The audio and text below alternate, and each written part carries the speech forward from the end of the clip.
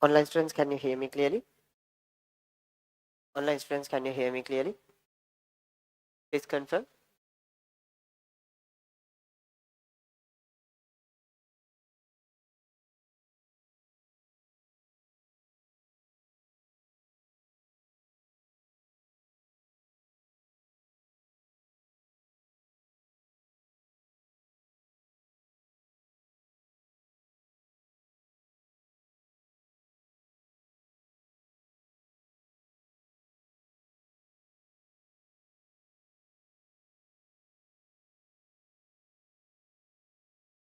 Online students, can you hear me clearly now? Please confirm with a message. I'll start the recordings.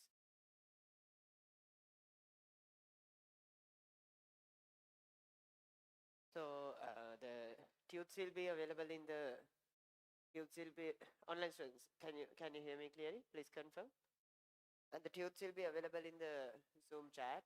Okay, tutes will be available in the Zoom chat and the WhatsApp groups and in the YouTube live. But like majority of the batch has already joined the mechanics lesson. Okay, because we did the main class on not last Sunday, the Sunday before that, as I remember. So we have already started mechanics for 26 batch. So this is the second time we are starting the magnetics for the 26 batch for the full English medium class. So for anyone who joined the Sunday's magnetic class, there's no need of staying in this session. This is entirely the same thing. Okay, this is entirely the same thing. Okay, that's all. And this is not a permanent time actually.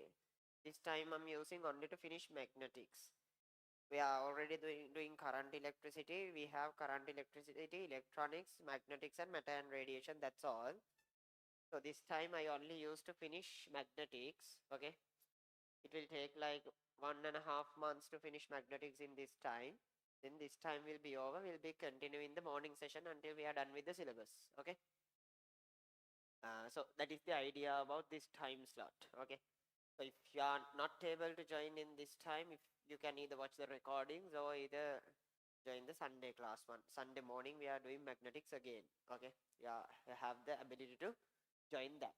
And this is I'm doing from Syzygy, so you can join physically. Columbus students can join physically to this one, and online students can join through for now through the web through the Zoom links provided, but from next week from the Syzygy website. Okay, so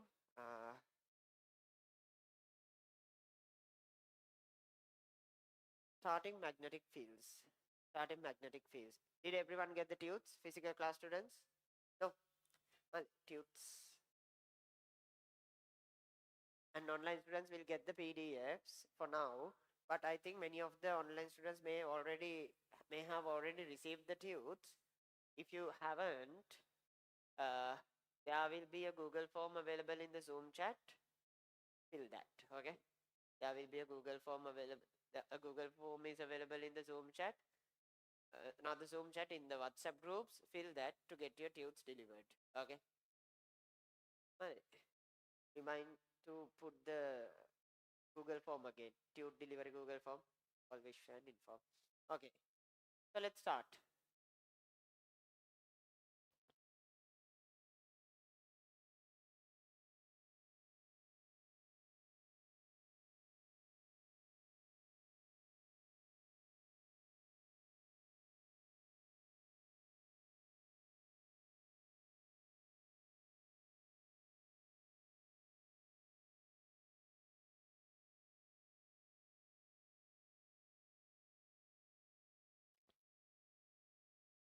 Okay.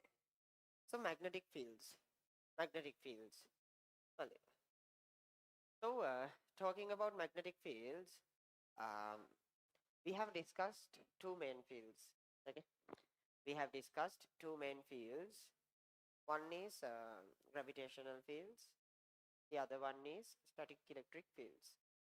What is gravitational field?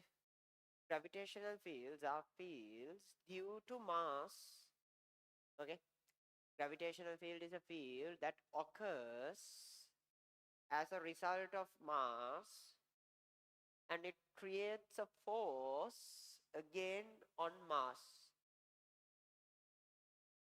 Here, gravitational force appears due to mass, and it has the ability to create forces on mass.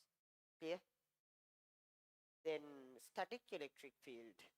Static electric field appears due to charge. Static electric field appears due to charge, and it has the ability to create forces on charge. Clear? Static electric field appears because of charge, and it has the ability to create a force on a charge. Okay. Then the next one is magnetic fields. Okay. The next one is magnetic fields. Magnetic fields. Okay. Magnetic fields we call that it appears due to moving charges. Magnetic fields appears due to moving charges. Clear? And it has the ability to create forces on moving charges. Clear? Okay. Magnetic field, we tell it is a field that occurs due to moving charges, and it has the ability to create forces on moving charges. Okay. Uh, I'm gonna explain something a bit out of syllabus. Not a bit, it's entirely out of syllabus. Uh, just for the sake of understanding. Okay. So what I'm gonna say next is an out of syllabus part. Don't remember that, don't write that, just done. Okay, after I finish it, just forget it. Okay, but it's good to know what is actually happening. Okay, magnetic fields is entirely useless in the domain of Newton physics. Okay, we can never explain magnetic fields in Newton physics. It's actually impossible. Here, it's impossible to explain magnetic fields in Newton physics. Why? Only Einstein physics can explain magnetic fields. Okay, only Einstein physics can explain magnetic fields. So actually magnetic fields is a static electric field in Einstein's world. That means in actual physics. That means it's something like this. Now in a current wire,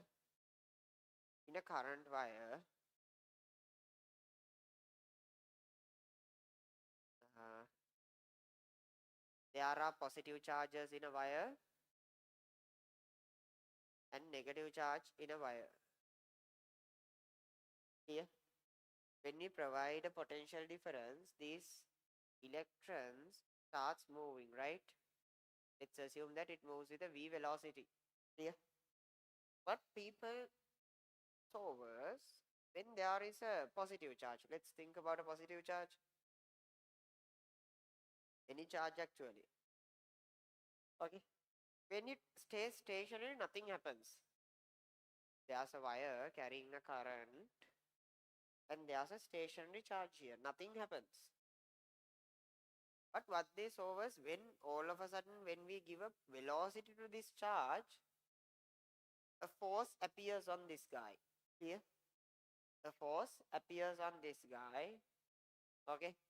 As a result, it gets pushed in this direction. Clear? As a result, it gets pushed in this direction. Clear? This force we call magnetic force. Okay. This is what they identified. Okay. This they call the magnetic force. Clear? Okay. So, talking about magnetic force, this is actually a result of relativity. Yes, we don't know relativity, so I'll explain it a bit. Uh, let's assume that this guy is moving with the same velocity v. Okay. Now, you may have a rough idea about this. When something moves, it appears to be small. A vehicle that moves really fast, I'm not talking about normal speeds. I'm talking about extreme speeds. A vehicle that moves extremely fast, okay? A vehicle that moves extremely fast appears to be small. In okay, appears to be small. It looks smaller. Okay, it looks smaller. In Newton physics, it's just how we see things. In Einstein physics, it actually becomes small. Okay, we call that length contraction. When you keep increasing the speed of something, it keeps getting smaller and smaller. And when it gets the velocity of light, it turns entirely into energy, right? You have heard that. If something goes with the velocity of light, okay, if something goes in the velocity of light, it turns into energy. Okay. So when we keep increasing the velocity, it keeps shrinking. Okay. Then after a certain point, when we reach velocity of light, it shrinks entirely and it turns into energy. Clear? It turns into energy. So, so that is the nature of. So we call that scenario length contraction in Einstein physics. In Newton physics, we think, okay, that's just how we see things. But in Einstein physics, it actually shrinks. These things have been proven, okay? Because time feels different when you're moving. They have tested this stuff, right? They have done these tests. I mean, if you move fast, okay, if you move fast, things like the time moves differently to you, okay? They have checked this with have you seen that experiment that one astronaut went on a like a spacecraft, another one like both of they were twins, okay, they were twins. One went on a spacecraft for some kind of a mission, another one was on the ground on earth. After a certain time, when they checked their biological age, it was a bit different. That means actually time feels different, size, space feels different when you move. Okay. So this is a real scenario. According to Einstein physics, when things move faster, they shrinks. Their size decreases a bit. Okay.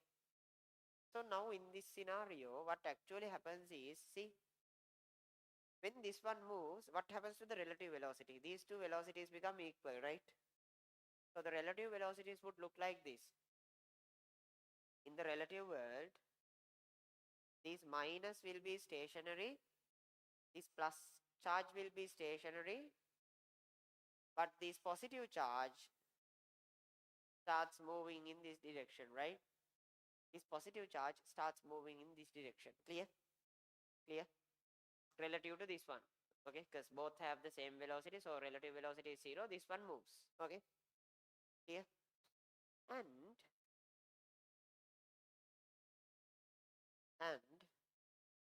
in this case, in this case, when this positive charge moves, it contracts. That means they get close to each other. Clear? They get close to each other when they move, right? Length contraction. Clear? The space they take decreases. So now there's more positive charge here than the negative charge. Clear? So initially when this charge is here, okay, there's same amount of negative charge and same amount of positive charge. Clear? So this one don't feel effective charge here. Clear?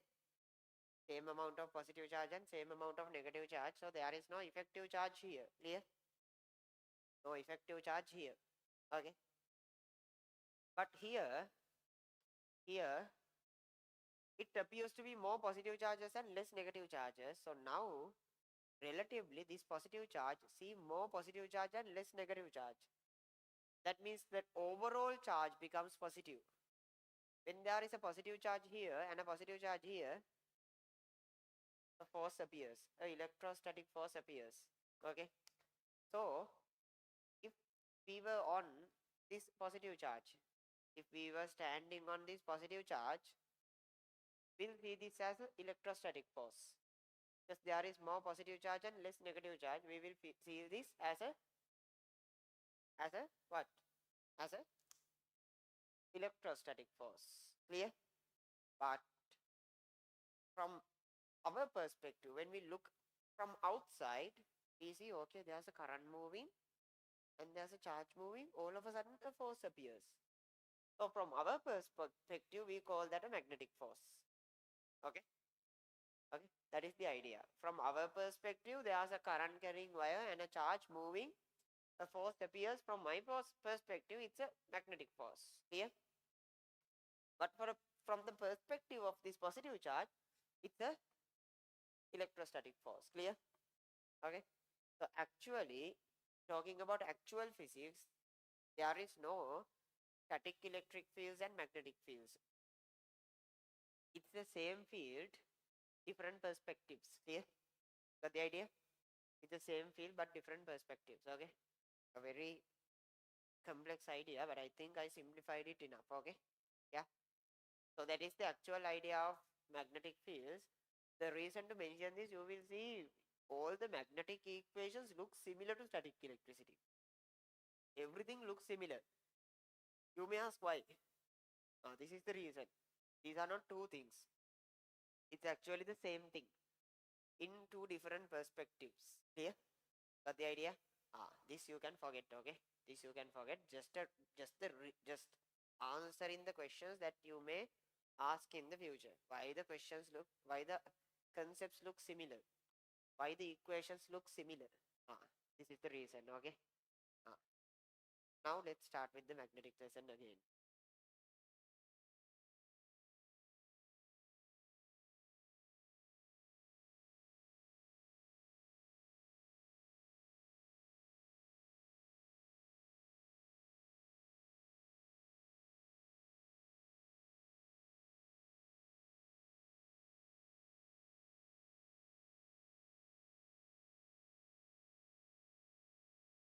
Okay. So let's go in the conventional path now. The way we have, they have asked us to teach this. Okay, in the syllabus. I mean, I mean, not the educational reconstruction kind of stuff happening these days. It's a bunch of the stuff. But there was an actual try of educational reformation, putting complex stuff into physics, applying more Einstein physics, because we are learning an entirely outdated physics syllabus. None of the stuff we learn today are true, actually. None of the stuff we learn today are true. So there was actually a try to do this reformation, but was rejected because it was a huge cost. It was a huge cost to change infrastructure, give the training, and the main problem is even everyone in the industry, not tuition people, they don't care about tuition people, even the teachers. You have to know quantum mechanics and Einstein physics to teach that, right? Can't just bring up an equation and start explaining. When the students ask question, then you're in a problem. So you can't just, there was a lot of cost involved in change in the syllabus. That's why we are still in Newton physics. I don't think that it will ever change. Newton physics should be in O-level syllabus, actually. The O-level stuff. So let's go in the normal way of explaining this. Okay, so I'll move into the conventional way, Newton physics way of explaining this. Okay, that is the actual explanation. Okay, so the Newton physics way of explaining this is like this. So there are two types of magnets, actually. There are magnetic material, right? You may have seen this. You can see magnetic material. Okay, that means magnets, so-called magnets. Here in magnets, what happens is, okay, in magnets what happens is they are capable of attracting metals. Okay, these stuff we call permanent magnets. It's actually a property of this metal. Okay, It's actually a property. Okay, you can find that material. Okay, these are permanent magnets, and there are induced magnets. Sometimes you can use electricity or different ways. You can use different methods to. You can use different methods to convert. Okay, you can use different methods to convert things into magnets. Yeah. Okay, to convert things into magnets. The normal explanation of this is, you know that there's a north and a south in a magnet, these kind of stuff, you know, right? The idea was, if you break this into two parts, you don't get the south and the north. You're actually getting another two magnets. Okay. You again break this into two parts, you get two magnets. Here, you keep breaking this into parts, you again and again get magnets. So the explanation, the like pre-Einstein explanation for this is like this. There is something called magnetic particles. That means smallest magnetic atom, which holds a small south and a small north. Here, here. Just like everything is made out of atoms, there is a magnetic atom in this material. Here, here. So the smallest particle, they call this the magnetic particle. Then this one behaves as a magnet because all its magnetic particles are aligned properly such that north comes to one direction. Here, such that north falls to one direction. Clear? Here. The total north is in this side. All the metals are not magnets. Why? In other metals, let's take for an example iron, their magnetic particles are not properly aligned. Their magnetic particles are not properly aligned. Here, got the idea? These magnetic particles are not properly aligned. Clear? So it can't collectively behave as a magnet. Okay? Can't collectively behave as a magnet. But there are induced magnets, as I explained. In an induced magnet, what happens is, sometimes one way of producing an induced magnet is, we take an actual magnet and rub it against this one again and again. Here, we take this, an iron, we take an actual magnet, then we keep rubbing it against this one. Clear? Then after a small time, again small metal particles come and attracts here. Why? When you rub it properly like this, these magnetic particles turns slowly. Clear? The magnetic particles turns slowly. Clear? Clear? Then again they become properly aligned. Okay? Clear? Then again they become properly aligned. Then they behave as a magnet, but it doesn't stay forever. Again they move into their natural behavior. Okay? Sometimes we can do the same thing by using a spiral or something like this and sending a current through that. Electromagnets. Okay? We produce a current, and using that current we produce a magnetic field. Okay? Electromagnets are actually useful. Why? Electromagnetics are the useful thing actually. Why? I mean, in all our applications, we don't need permanent magnets. We need magnetism when we need that only. In the harbor, to carry containers, we use this kind of a mechanism, right? In the harbor, to carry containers, what they do is, This is the container. This one will reach here, then it will attract, clear? Then we'll take this, clear? Okay. That's how it functions, okay? Then again, when we need to drop it, we remove the current from the system, so the magnetism disappears and this falls, clear? Okay. Got the idea? So that is the idea here, okay? Now, moving forward. Moving forward, after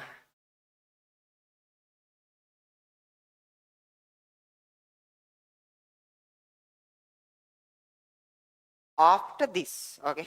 After this, like, what is actually happening is, it's not there are magnetic particles kind of stuff. Even this magnetism and magnetic particles is a result of properly systematically moving electrons. Can you remember magnetic field? We learned Einstein's theorems related to this already.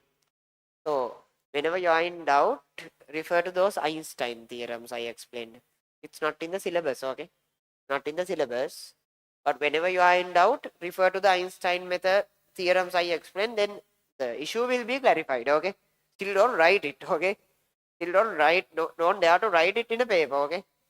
Okay? Then you would get 0, okay? Don't write it, but when you are having any kind of issue, if you can't understand, go back and think using relativity a bit, okay? Here. That's all the answers in magnetic fields. All the underlying theorems are in relativity, okay? For now, actually there is no magnetic particles moving like this, okay? Actually there are no magnetic particles moving like this. What is actually happening is a moving current, a moving charge produce a magnetic field. So this is actually small packets or small bunch of electrons moving systematically together in a way that they can create a magnetism. Here what is happening is electrons moving without any pattern, okay? It's actually movement of electrons, although we talk about a magnetic particle, okay? Clear? Clear, everyone? Okay. So next.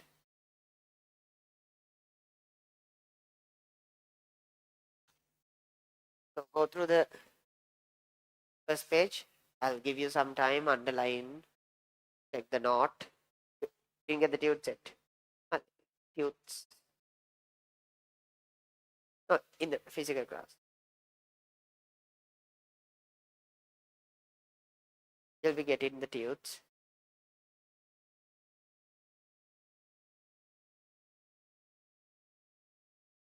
Online students, tubes are available in the WhatsApp group.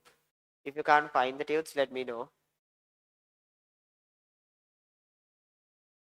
And fill the Google forms available in the Zoom chat. Sorry, in the WhatsApp groups to get the tubes.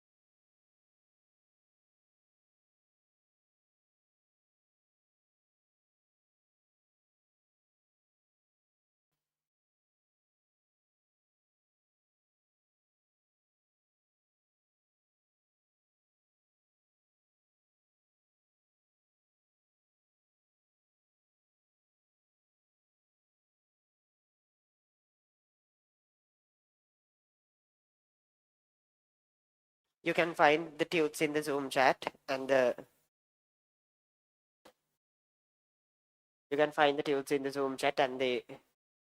YouTube live, in the YouTube live chat.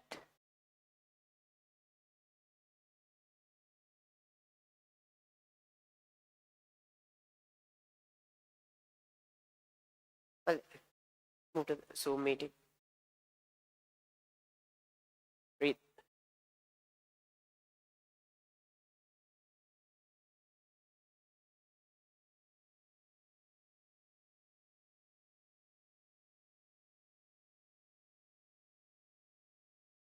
Yeah, you can pay online.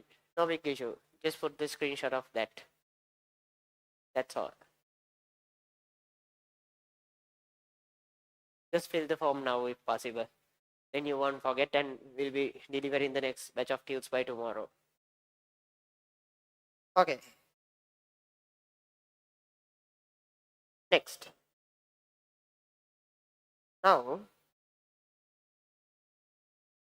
next one is magnetic flux. That means, can you remember? I mean, we are gonna refer to static electric fields a bit in this lesson, okay? Because it's much convenient if you know static electricity.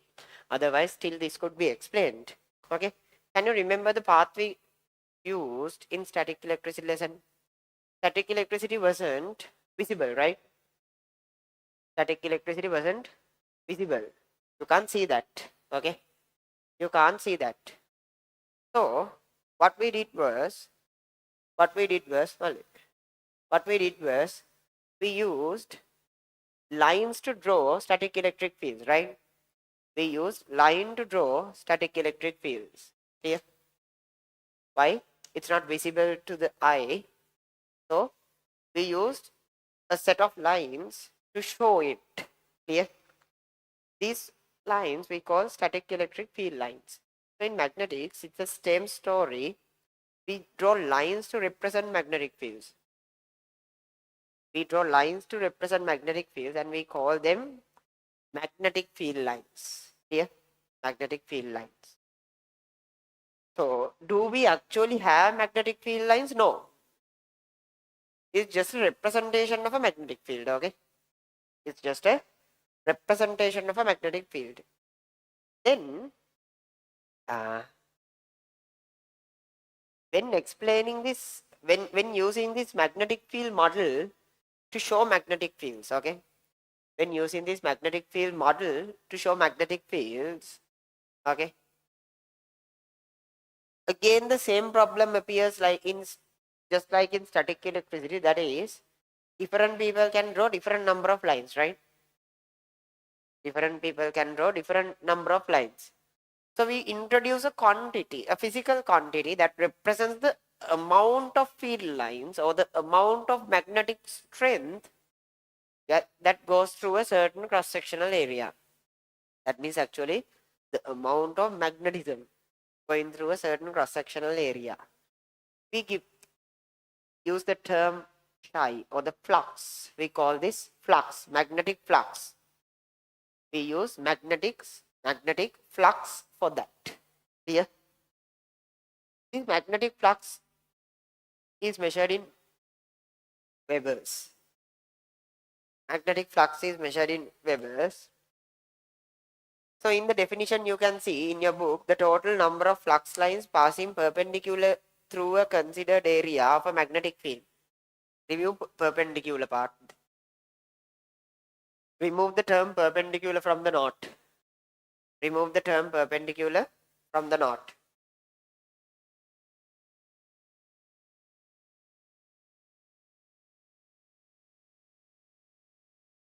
Remove the term perpendicular from the knot.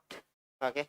Let's discuss about that later. It's actually not perpendicular. That means actually magnetic flux means if you consider a certain cross-sectional area,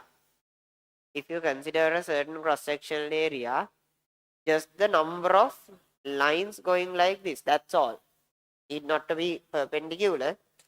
Just the amount of field lines going through that cross-sectional area. Clear? That means how much of magnetism flows through this cross-sectional area. Clear? This is magnetic flux. Chumbaka Shravya. Clear? Then again we introduce something called magnetic flux density. Because higher the area, more magnetism will follow. But sometimes I need the intensity of this magnetism. How powerful the magnetism is. Clear? For that we use magnetic flux density.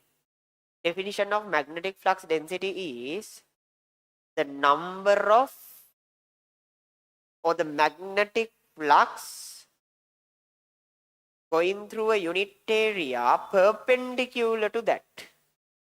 Clear? Magnetic flux density is defined as total magnetic flux going through a unit area and perpendicular to that. Clear? Total perpendicular magnetic flux is called magnetic flux density, and this is a vector. Why? See, it has a proper direction. Okay, so if the flux goes like this, actually we have to get the perpendicular component of it. Okay, we have to get the perpendicular component of it. Clear? This is magnetic flux density. Okay, what is the unit? What is the unit? Unit is Weber per meter squared. Okay, Weber per meter squared, or else we call it Tesla. Okay, unit of magnetic flux density is Tesla. Clear? Okay, next. Now this is the rough idea about quantifying magnetic fields. Okay, this is something we can't see, this is something we can't understand. So what is the solution?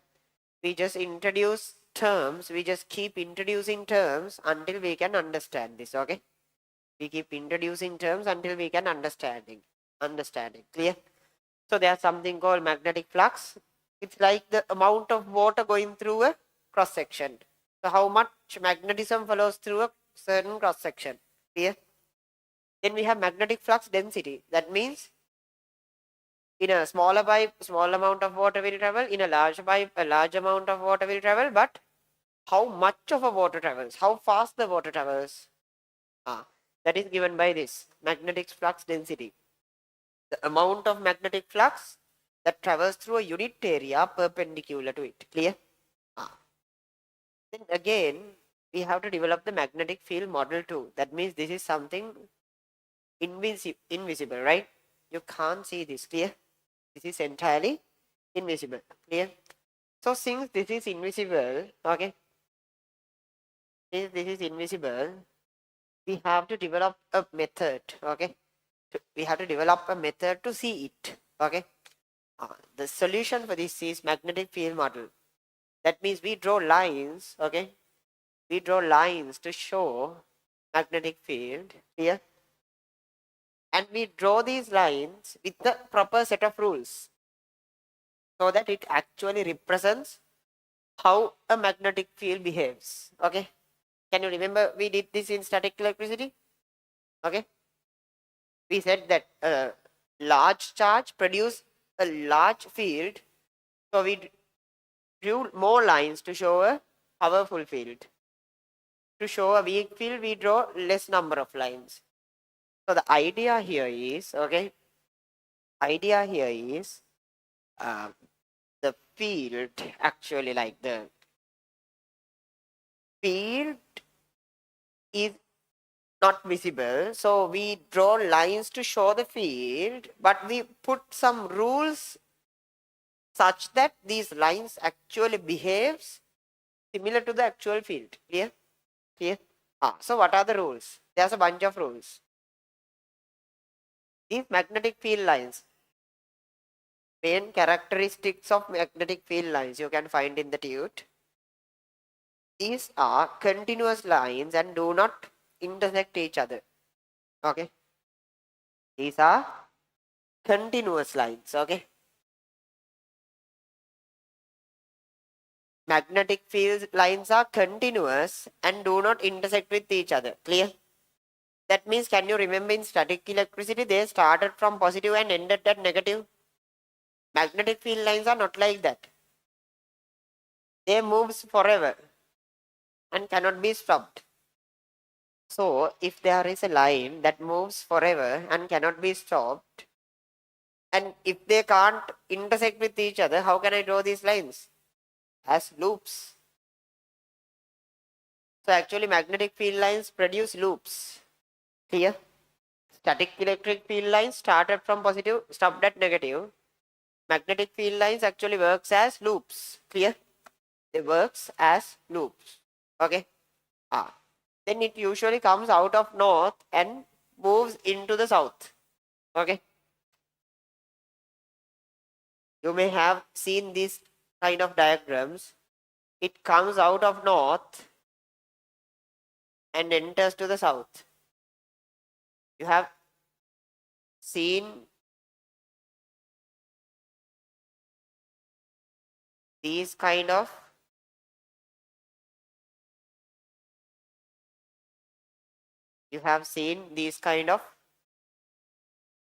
shapes in magnetic fields, right? And the thing is, it does not actually start from north and end at south.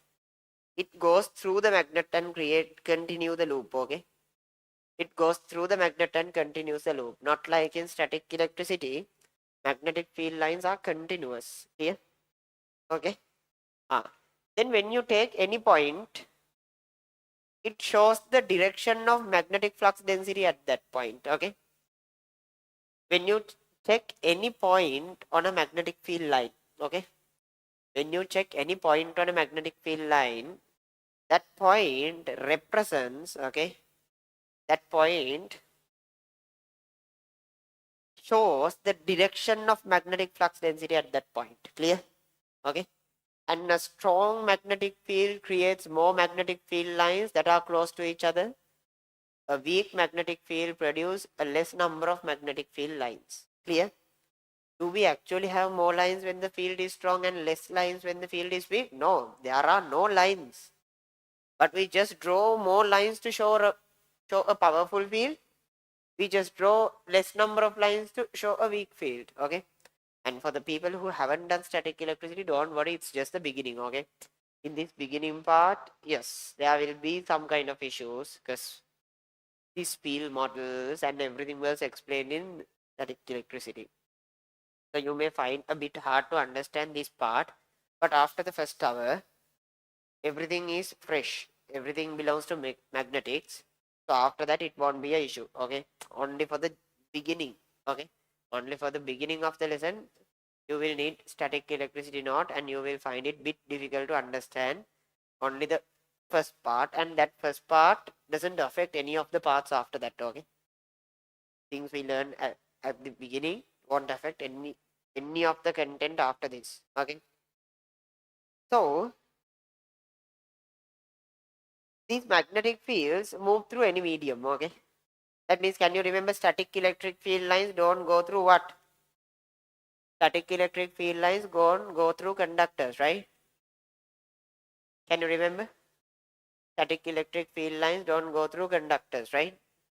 But actually, magnetic field lines, they go through conductors, insulators, anything. Okay, magnetic field lines doesn't go through only through superconductors. They can't go. It's a different story. In current electricity, we'll learn that. Okay, only through superconductors they can't go. Through anything else, magnetic field lines can travel. Okay, so magnetism passes through anything. Okay, not like static electricity here. Okay, so uh, drawing some magnetic fields.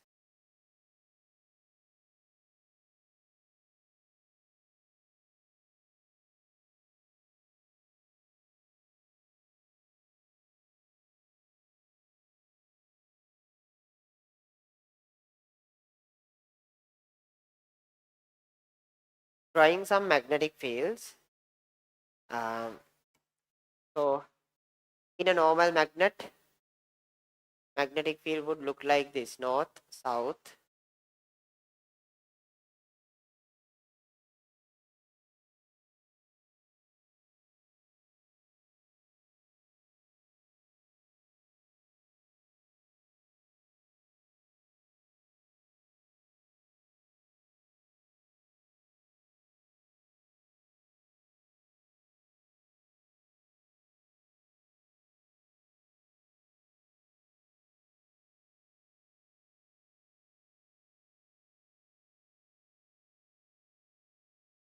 although I draw them like this, they will actually move in a big circle and return here. Okay, they will actually move in a big circle and return here.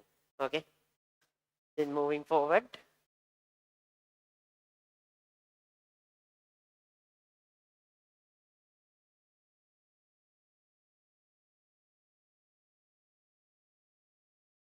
in a magnet like this,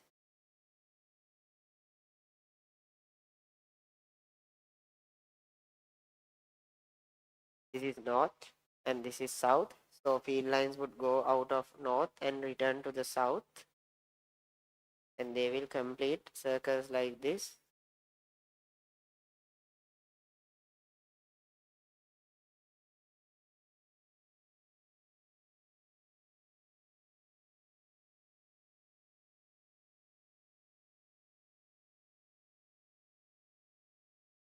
Okay, they will complete circles like this. So in your book, like draw these field lines. Okay, draw these field lines in your book and complete in your tube too. Sometimes I think internal lines we haven't mentioned, right? In the tube, draw them. Okay, draw the internal lines. Okay, magnetic field lines are continuous, they never stop. They even go through the magnet. Okay, here they even travel through the magnet.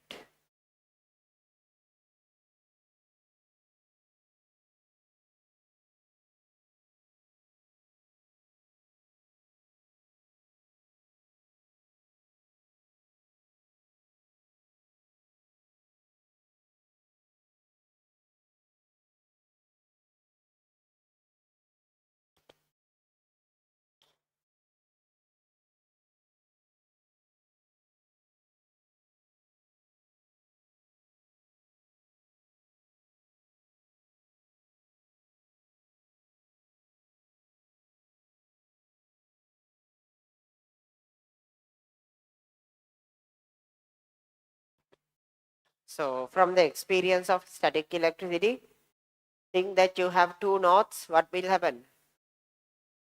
Think that you have two norths, what will happen? Field lines will go like this and turn away, right? Here, field lines would go like this and turn away. So the field lines will keep moving like this. Here, field lines will keep moving like this. Here. And at the center, there will be a neutral point. Yeah, you can't find a magnetic field. Clear?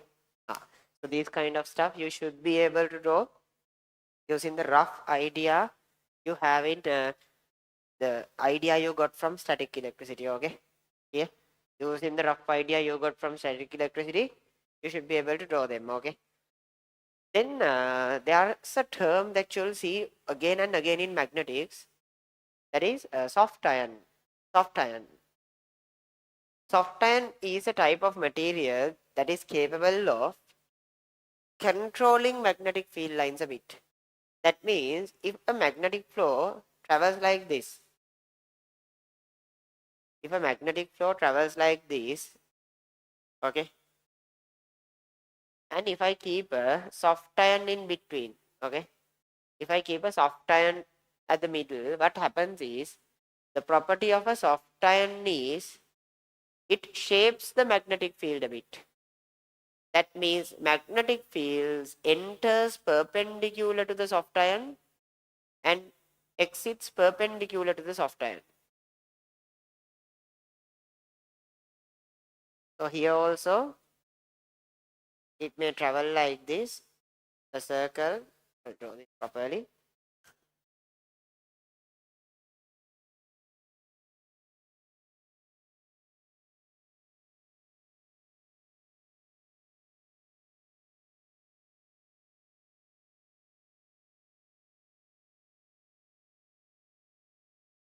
Here also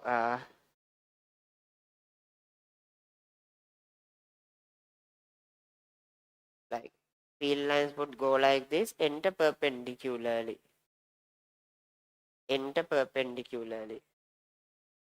like this.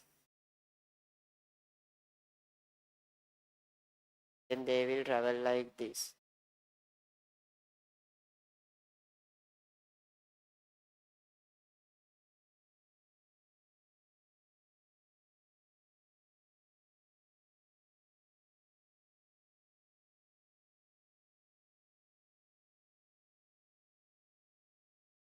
And they never stop, okay?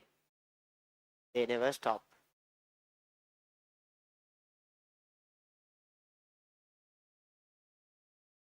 So this soft iron is capable of shaping a magnetic field a bit. Okay. So even in some like in some they don't attract this much, but roughly they make the magnetic field perpendicular to them. Clear? Roughly they make the magnetic field perpendicular to them. Yeah. It's a property of soft iron. We use this a lot in transformers kind of stuff. We'll explain them later. Okay. Draw this one too, because in the tute I haven't mentioned the lines going through the soft iron. I have mentioned it as a text. Lines go through the soft iron, but the problem is when you are studying, you will study, okay, there is no lines in the middle, so field lines don't go through soft iron. That's how you study, right? When you see a diagram, there are no field lines in the middle, so field lines don't go through a soft iron. Okay, so field lines go through a soft iron, so draw them. Okay, field lines go through a soft iron, so draw them.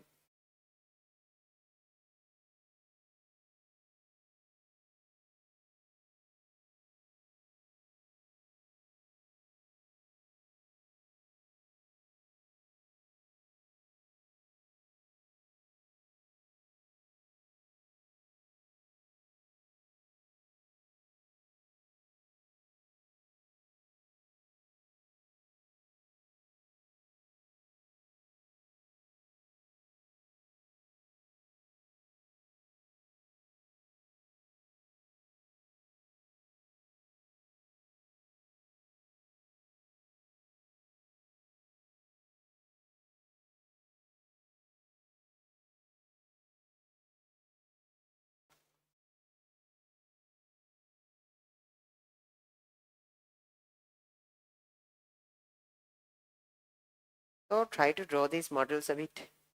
I mean, not like in static electricity. Okay, in static electricity, we should draw perfect diagrams. Okay, it's a lesson in static electricity. In magnetics, being able to draw rough fields would be enough. Okay, so there's a magnetic field going like this. This is Earth's magnetic field. There's a magnetic field going like this. This is Earth's magnetic field. And I place a magnet here. North here, south here. Draw the resultant magnetic field. Then again, here you have a north. Here you have a south. Here you have a south. Here you have a north. Draw the magnetic field for this system. Rough diagrams would be sufficient in magnetics, okay? Because they will never ask you to draw magnetic field diagram in a essay. They will just give you some MCQs, okay? To whether to check whether you can figure out the magnetic field or not, okay? So just draw rough diagrams for these systems. And again, draw the full diagram for a north and north. For a north and north.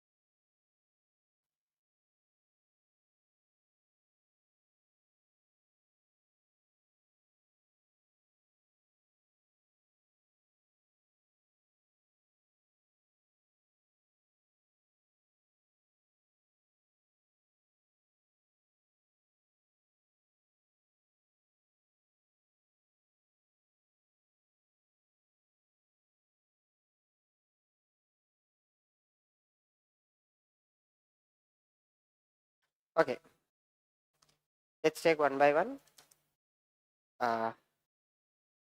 North was here, south was here, right? There's a field already going like this. Far away, you anyways have the Earth's field. Okay? And close to this one, you have the field of the magnet. It's much powerful. Field of the magnet is much powerful close to the magnet. In between, here, you have the Earth magnetic field going up. This magnetic field going down. Clear? You have two opposite magnetic fields towards the center, right? You have two opposite magnetic fields towards the center. Clear? So somewhere here, this stuff will cancel out. Because here, this is moving like this and Earth's magnetic field going like this. So somewhere here, these fields may cancel out and you will have a zero. Clear? You will have a zero. So it will look like this actually.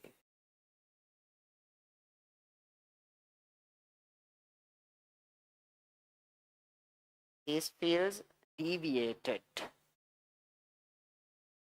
These lines deviated, okay, due to this field. Clear? So it would roughly look like this. Clear? Oh, sorry, not this one. Not how it looks. It will look like this. You have to draw the 0 points, right? So there will be 0 points. That means here and there you will have 0 points. What is the meaning of a 0 point? This field line moves in this direction. Earth field line moves in this direction. They cancel out. So what actually happens here is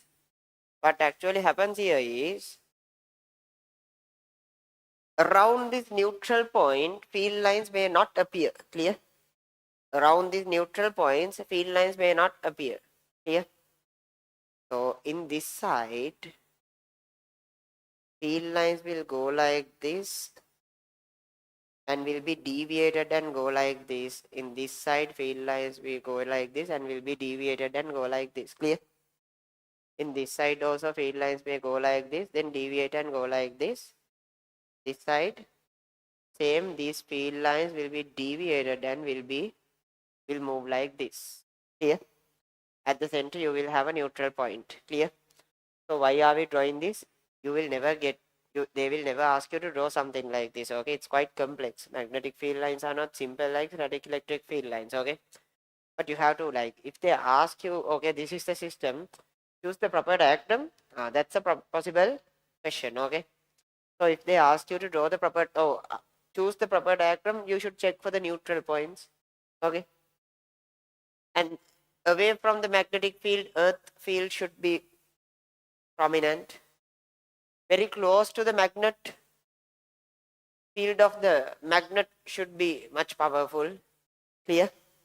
These kind of characteristics should be there. Okay, like that, roughly you should be able to figure out what is the correct diagram. That's all. Okay, they're never gonna ask you these questions. Okay, they'll never ask you to draw a magnetic field, but you should be able to see some properties and understand, okay, this is correct. Okay, that you should be able. Okay, got the idea?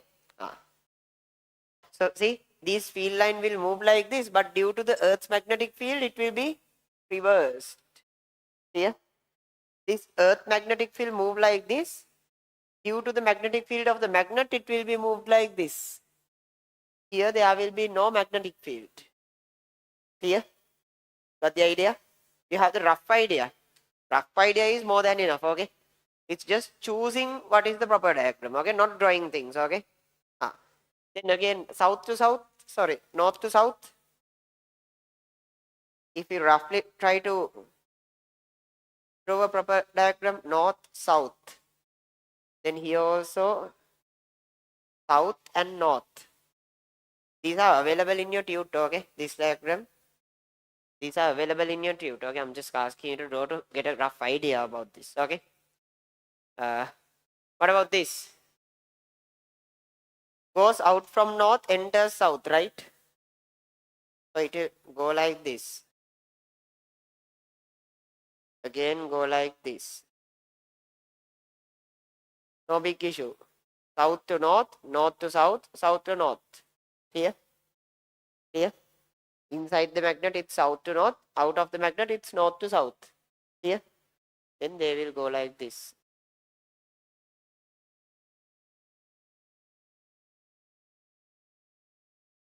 Clear? Then they will go like this. Clear? And very close to the magnet, still the field lines of this magnet will be there, okay? So some kind of a diagram like this may appear. Clear? Even I don't know whether this is the most correct diagram. But what I know is this diagram doesn't disagree with any of the laws, right? Every line is continuous, goes away from a north, enters to a south. So even I don't know whether this is the perfect diagram, whether this is the correct diagram. But what I know is this does not reject any rule, right? It's not wrong. I don't know whether it's correct, but it's not wrong. Okay? See, this kind of a rough understanding about these diagrams would be sufficient. Okay? Just to have a rough idea about these kind of diagrams would be sufficient for handling A levels. Next.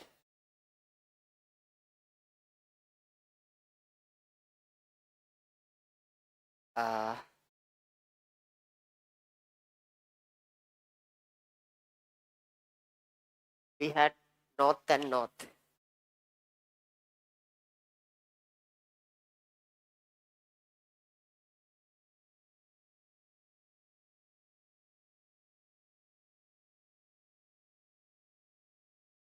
North, this is south.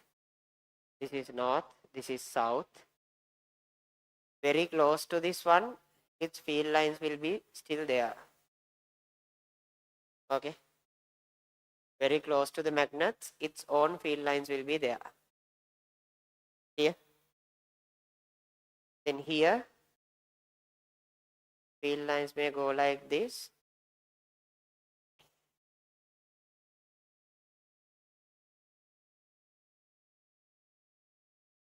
Field lines may go like this.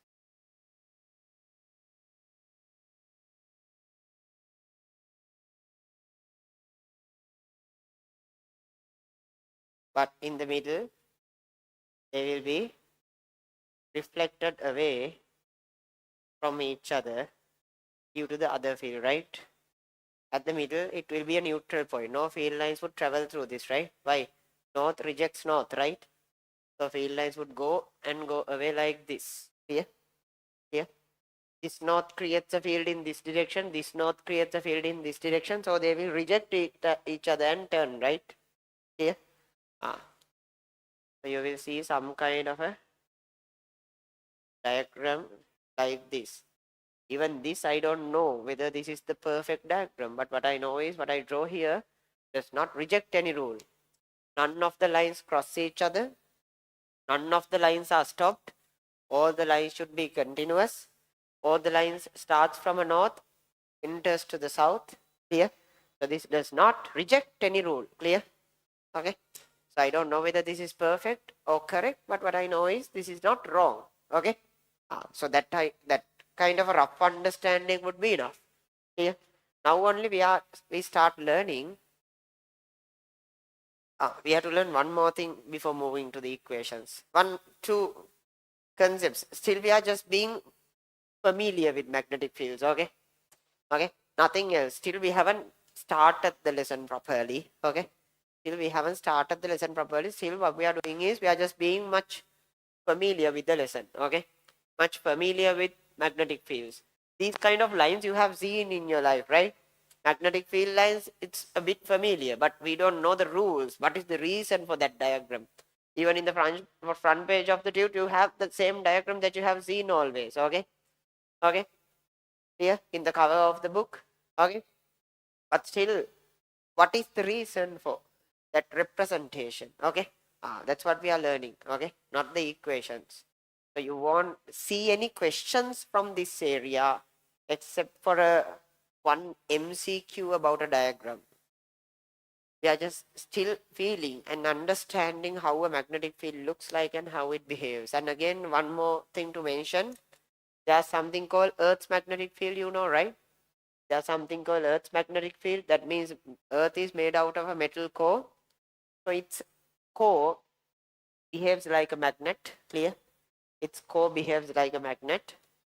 Then this is the north, this is the south, this is geographic north and geographic south. And here you have the magnetic south and magnetic north. Okay, usually in the Earth's core, magnetic north and south is opposite to the geographic north and south. Okay, clear?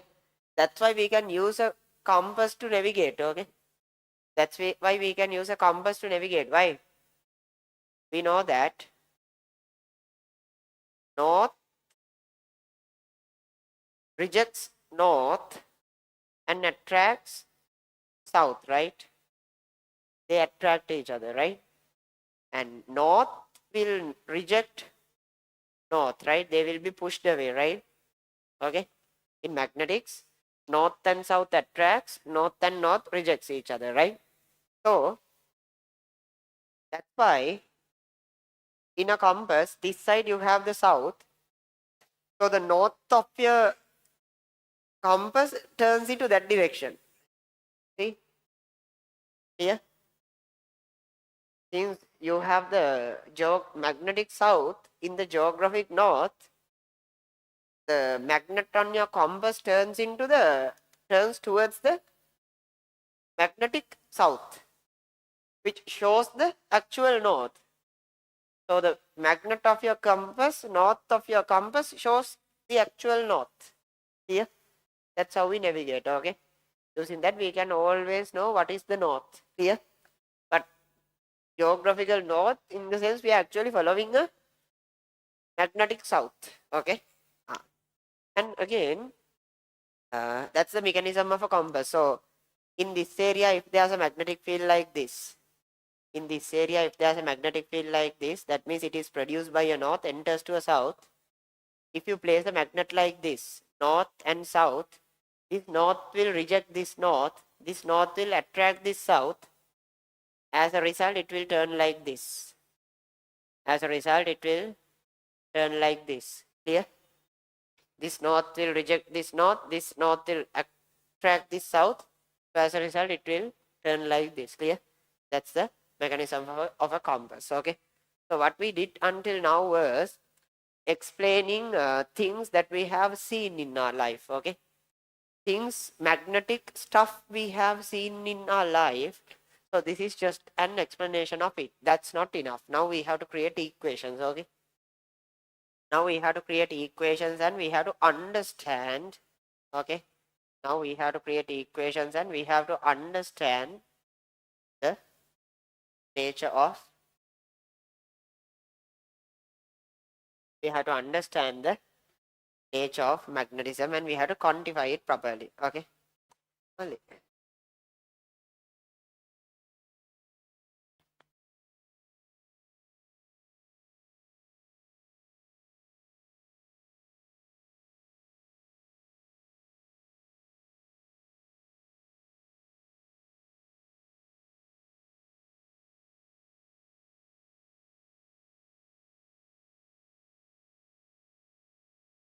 Okay, pay attention. Now what's next? What's next? After this, okay, after this,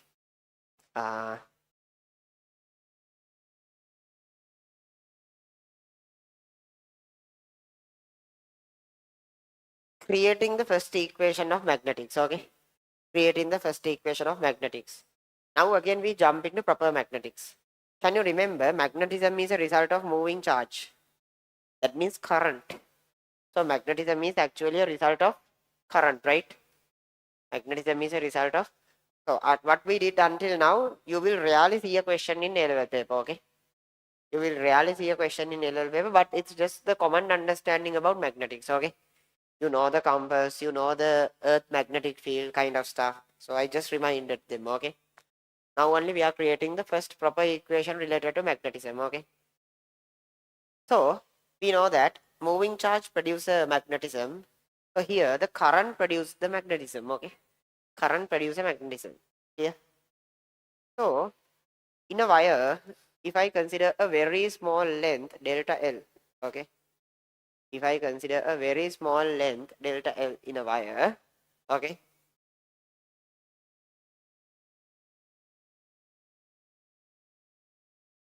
If I need to find the magnetic flux density B appears here due to this small length, there is an equation for that. Okay. That means I need to find the magnetic flux density appears here due to this current moving through this small length. Okay. So I draw a line from here to there and I draw a tangent here, and the angle between the tangent and this line is theta. Clear? Now I would write, okay, this very small magnetic flux density appears due to this very small length is proportional to this current, is proportional to this small length, is proportional to the sine value of this theta, and is inversely proportional to this length, but square of it. Clear? This is an experimental law. We can't prove it here, okay? So what we are telling is the very small magnetic flux density appears here due to this very small length is proportional to the I, very small length delta L sine theta over r squared. Clear? Then here the proportionality constant becomes mu naught over 4 pi or mu over 4 pi. Proportionality constant is mu naught over 4 pi. Clear?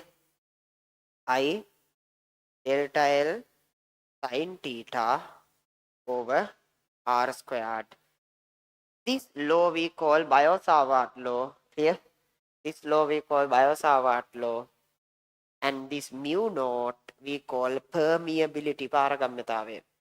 Permeability. Can you remember in static electricity we had permittivity?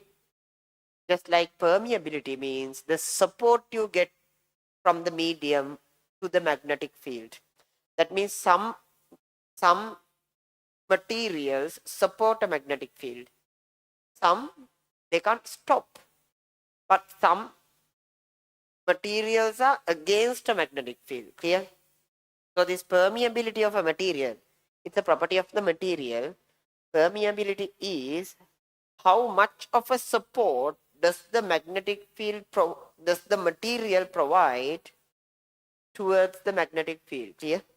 How much of a support does the material provides towards the magnetic field. Clear? Here mu means permeability, mu naught is permeability of a vacuum. Clear? Mu is permeability, mu naught is permeability of a vacuum. Okay. So what is the unit of this permeability? It's Henry per meter. Unit is Henry per meter. So usually in your first MCQ, usually many times you are gonna get from magnetics. Why? The unit question. Okay. This lesson holds a lot of units. Okay, which is difficult to remember, and there's a high tendency of forgetting because it's not Henry, it's Henry per meter. Okay, now all of a sudden you have to remember that. Okay, so there's bunch of units like this. Okay, Weber. So we just learned a very small amount of magnetics. Now all of a sudden there's like 405 new units, right? Weber, Tesla, Henry per meter. Okay, you have to be careful in units here. Okay. So usually permeability of a vacuum is 4 pi into 10 to the power minus 7. 4 pi into 10 to the power minus 7, and in many scenarios you may see that permeability of other materials are given using the relative permeability, okay? In many scenarios, you will see that the permeability of many materials are given using the relative permeability, okay? Relative permeability is permeability of something relative to the permeability of a vacuum, clear? Relative permeability is permeability of something relative to the permeability of a vacuum, clear? Next.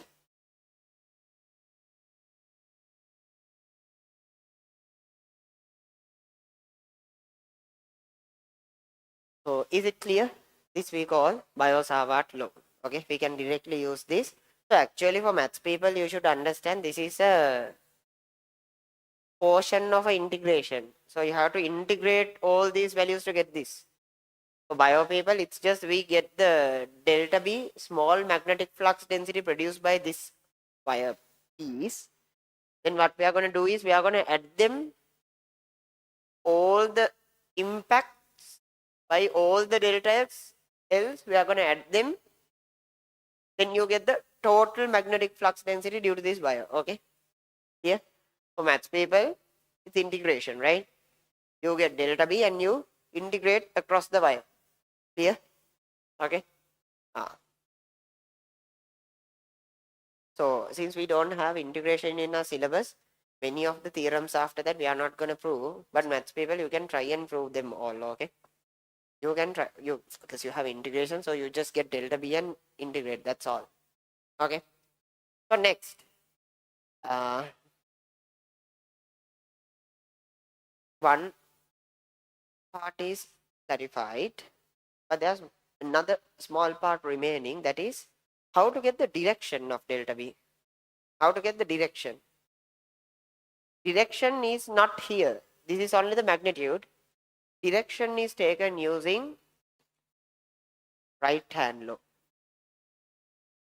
That means if a current goes like this, okay, we take our right hand and the thumb goes to the direction of the current and the other fingers shows the direction of the magnetic flux density, clear? So in this side, magnetic flux goes into the board.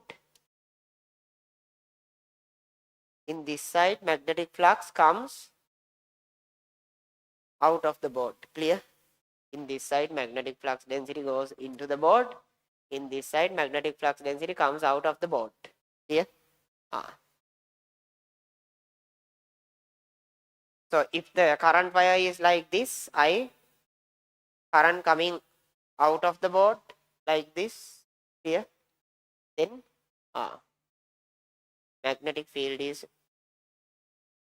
magnetic field appears like this here, okay? So these are circular field lines, okay? They produce circular field lines here. Or you can even use Maxwell's corkscrew law. It's the same thing, okay?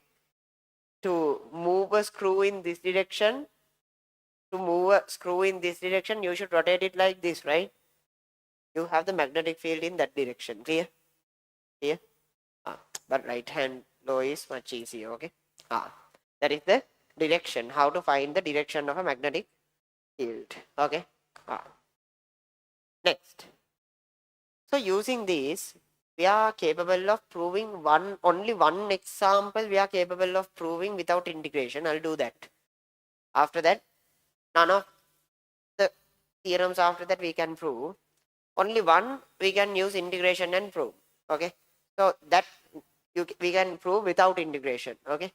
That one example is this. Let's assume that there's a current goes like this. Let's assume that a current goes like this in a system.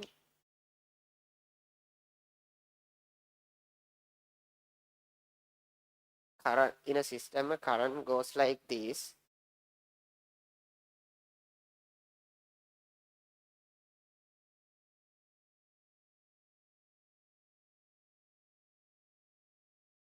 A circular path.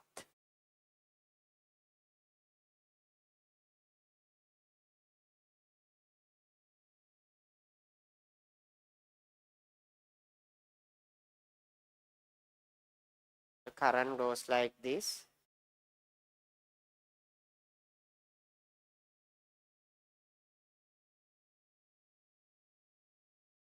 Okay, the current travels like this.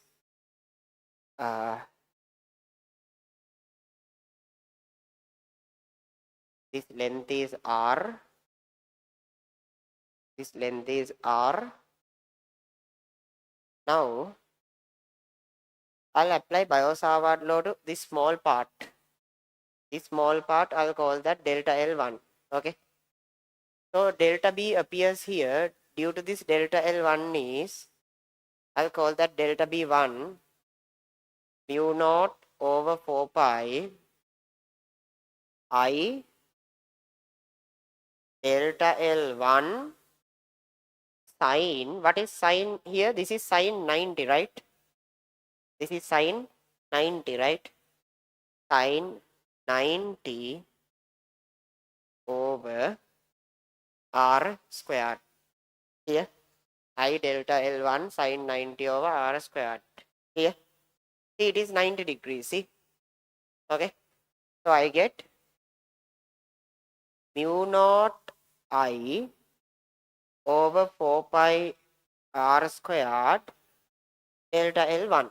Clear? Then if I calculate due to delta L2, if I calculate delta B2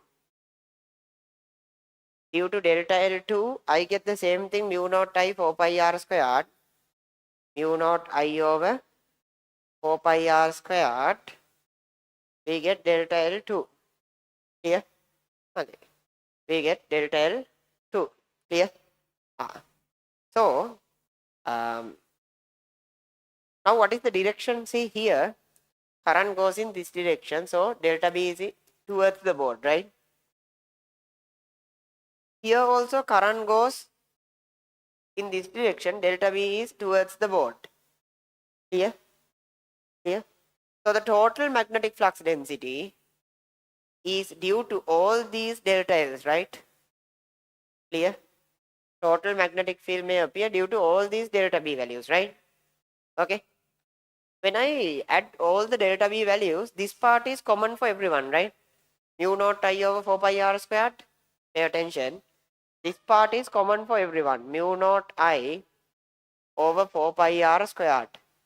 That part is common for everyone. Clear? These delta L terms will add up. Clear? Delta L1, delta L2, delta L3, delta L4. Clear? Like that, these delta L terms will add up. Clear? Clear? The sum of these delta L terms will be 2 pi R. Clear? So we are going to get mu naught I over 4 pi R squared into 2 pi R. So R cancels out, pi cancels out. We get mu naught I over 2R.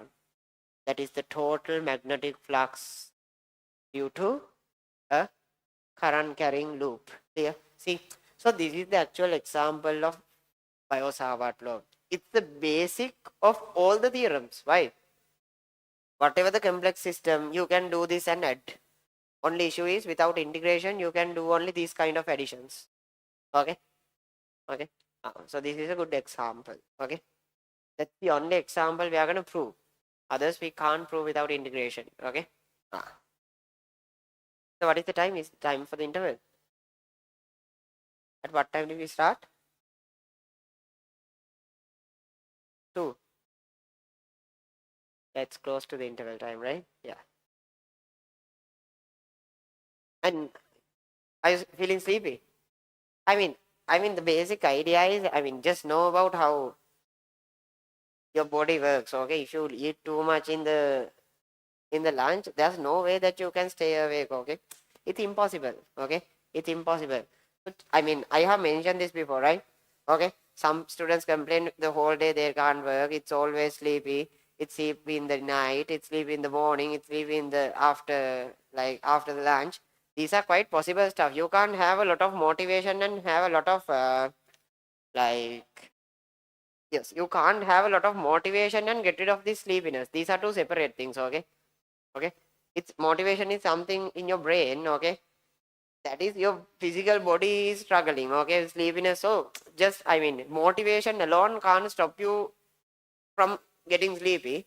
Just manage your food, okay, manage what you are eating, okay, manage what you are eating, otherwise it's impossible, okay. You actually don't need the amount of food you consume, okay.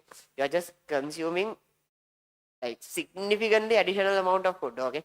Everyone, you are just consuming significantly additional amount of food. So if you eat well for the lunch, there's no way that you are going to stay awake after the lunch, okay, whether in a class, at home, or anywhere, okay. So control your food. And the main issue is rice, okay. It's the worst thing that you can have, okay. It's the worst thing that you can have if you have something to do, okay.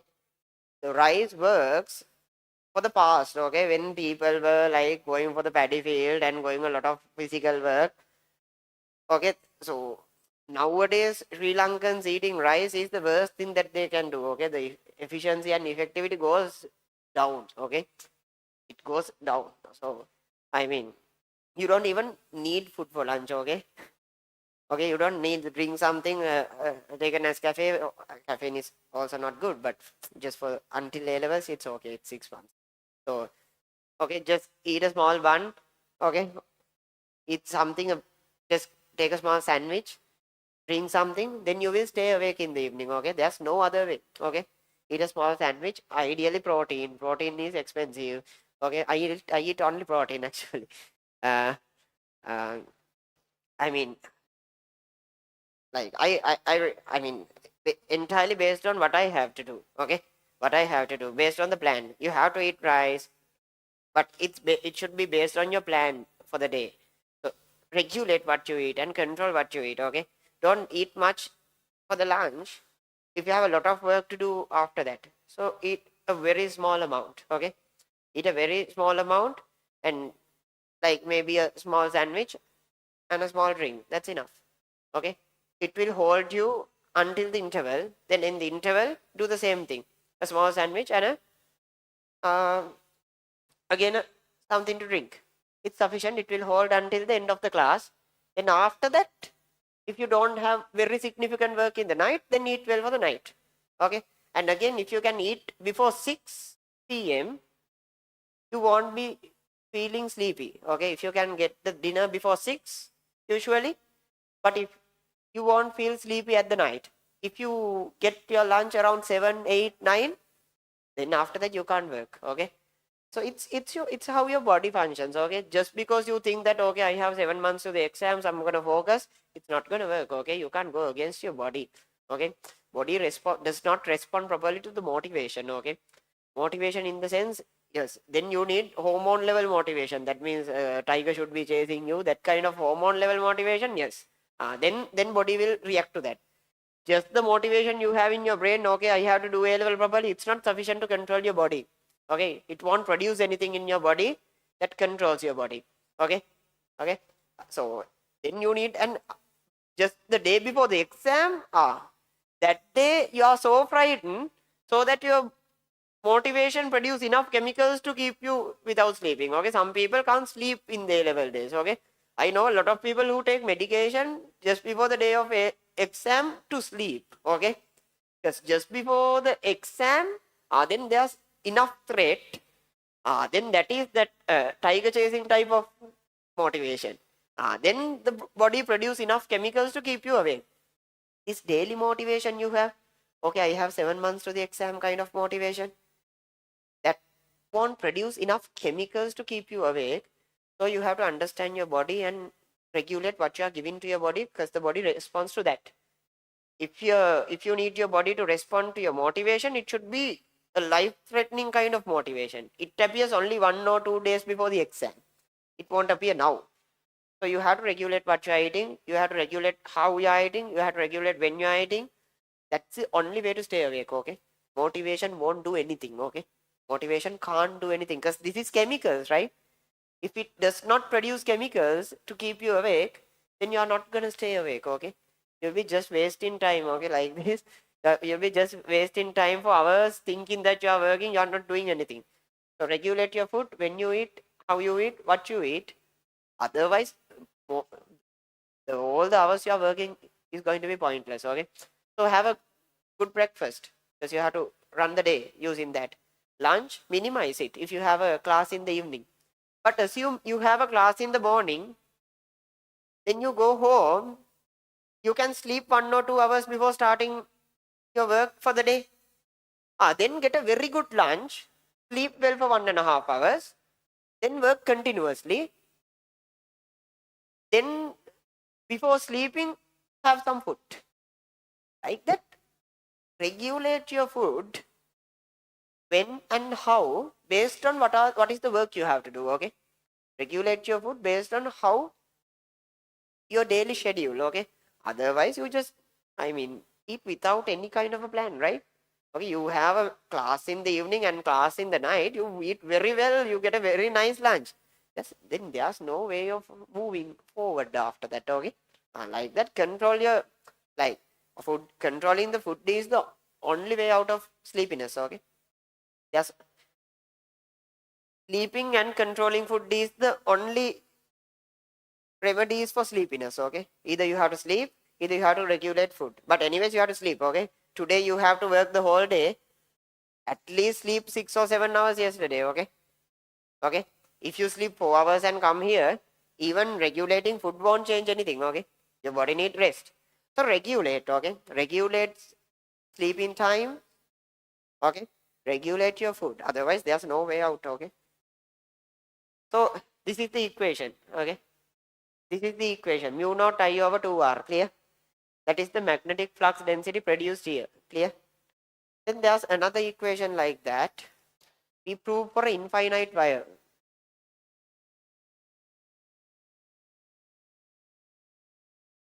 There's a current I, and I need to find the magnetic flux density at a distance of r. Direction is this, into the board. Okay?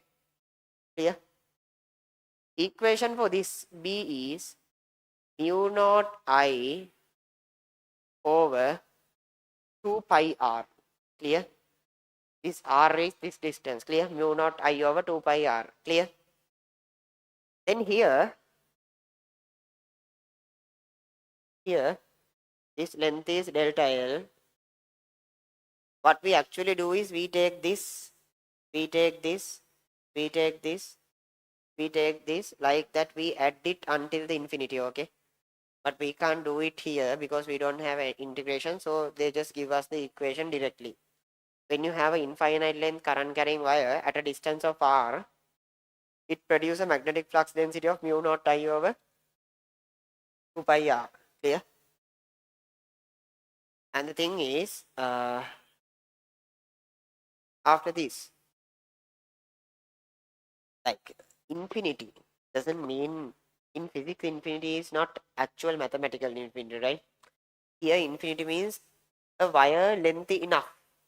That means if this is the point that I'm considering, a wire going from here to here will also be sufficient to create the equation. Okay, in physics infinity means large enough for the practical application we are talking about. Okay, gravitational fields, at infinity only gravitational field is 0. Okay, but it's not actual mathematical infinity. Okay, few thousands of kilometers away from Earth there is no gravity. That is infinity. Okay, okay, like that. In physics infinity doesn't mean actual infinity, it's long enough or large enough. Okay, or distant enough. Clear? Okay, we have practical infinities in physics. Okay, not mathematical infinities. Okay, so here also infinite wire, in the sense even a 2-meter wire would be sufficient if this distance is very small. Clear? Because otherwise you may think, what is the point of creating an equation for an infinite wire? We can't use that, right? It's just large enough. That's all. So we can combine these two equations and come up with answers for questions. Okay, so after the interval, try these questions.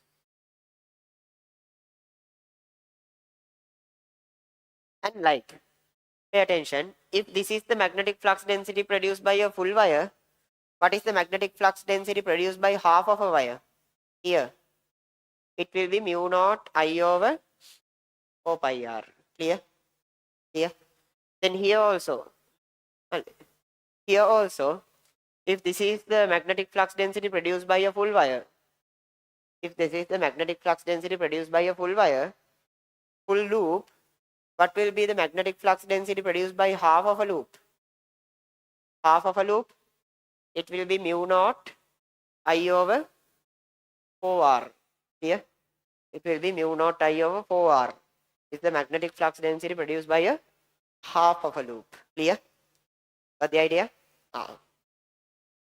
So by combining them, you can do some questions. So go to exercise 1. After the interval, try these questions. 1, 2, 3, 4,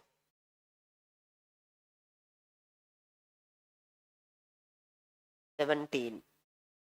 17. And if you have time, try other questions too. Time now is yeah,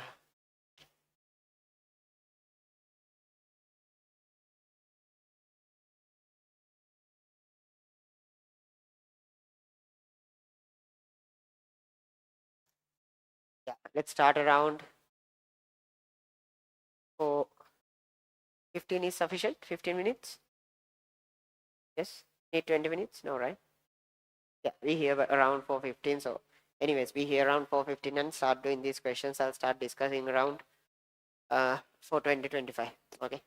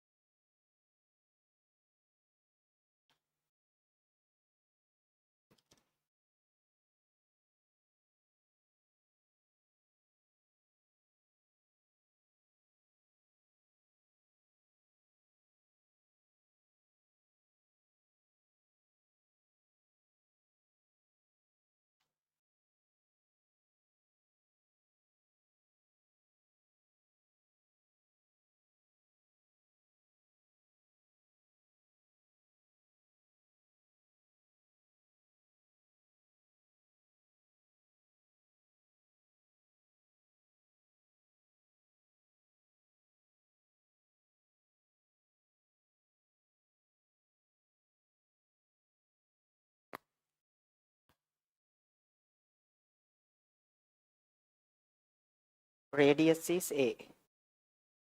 Radius is A.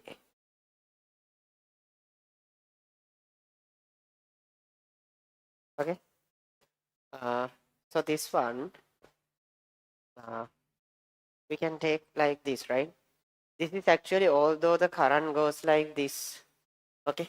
Although the current takes a turn and goes like this, it could be drawn as this, right? This and this, an infinite wire and a loop here. So due to this wire, magnetic flux density appears in this direction, right? Due to this wire, magnetic flux density appears in this direction, outward direction. Okay, I will write B equals outward mu naught I over 2 pi A, because this distance is A here. Then due to this wire, inside the loop, it's again outward to the board, right? See, මේක මෙහෙම යනවා. මෙතනින් එළියට එන්නේ නේ. Okay, current goes like this, your hand goes like this. Clear? So it's again outward, right? So since both are outward, should be added mu naught I over 2A here, mu naught I over 2A here. Next,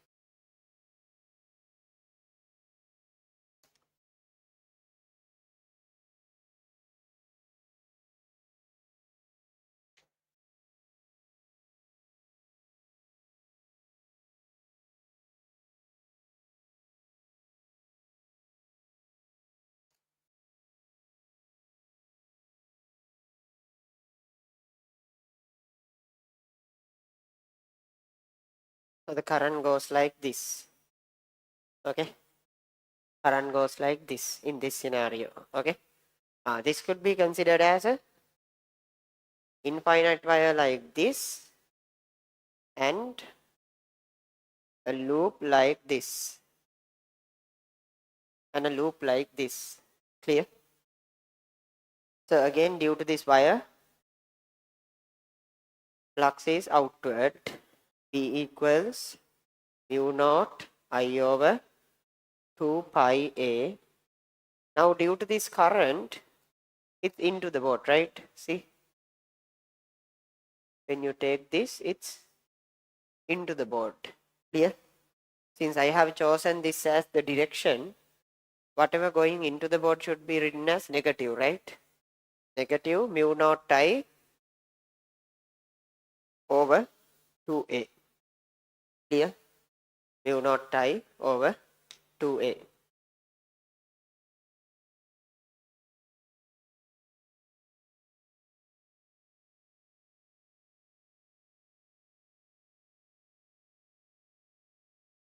Next,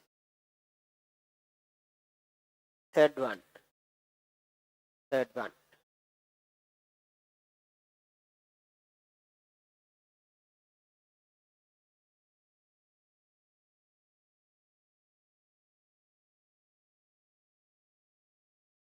This one at the middle. So if there's a point like this, if there's a wire towards that, it won't produce any magnetic flux here. Why? That means due to this piece of wire from here to here, it won't produce any magnetic flux here. Why? Because when you apply Biot-Savart law to this delta L, when you draw this line, that theta value becomes 0. So that sin theta term in Biot-Savart law becomes 0. Clear? So this one and this one won't produce any magnetic flux, right? Clear? So it's only this one, right? So it's into the board. It's into the board. B equals mu naught I over 4A. It's not 2A, it's half of a loop, okay? It's not it's not 2a, it's half of a loop, so it should be 4a. Clear? Now try the other one. Try 4 and 7. Try 4 and 7. 17. Sorry, 4 and 17, and try other questions too. Then go to the main question 2. This is first question numbers. Then go to the second question 2. Go to the second question 2.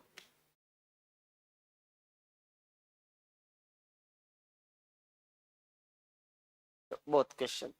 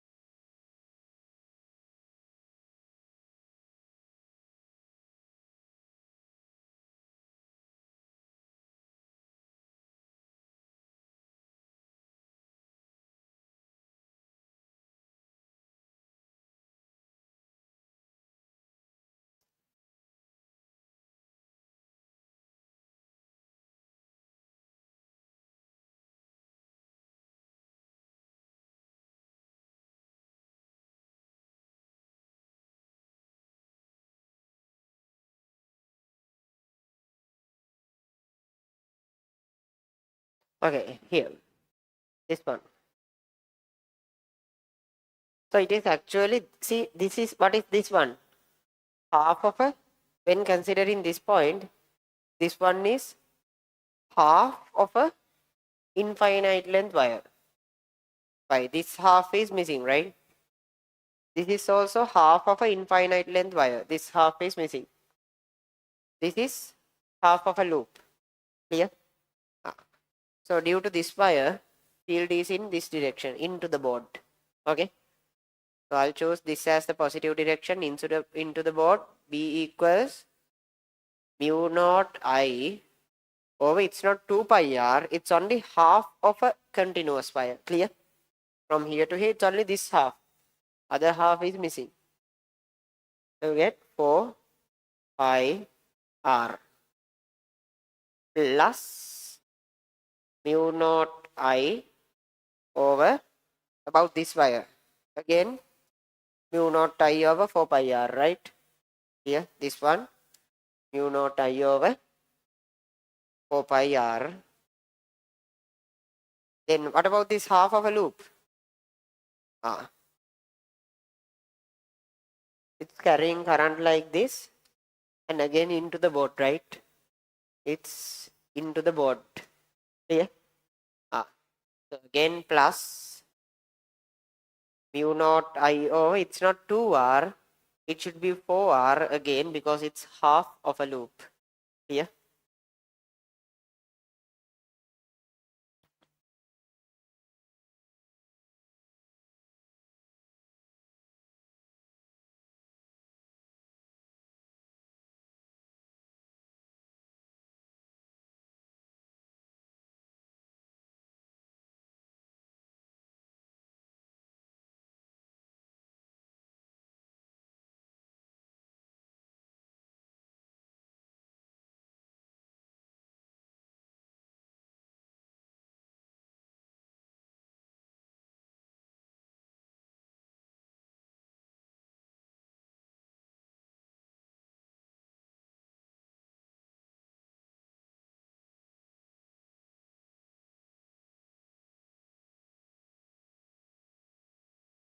Okay. Next. Question 17.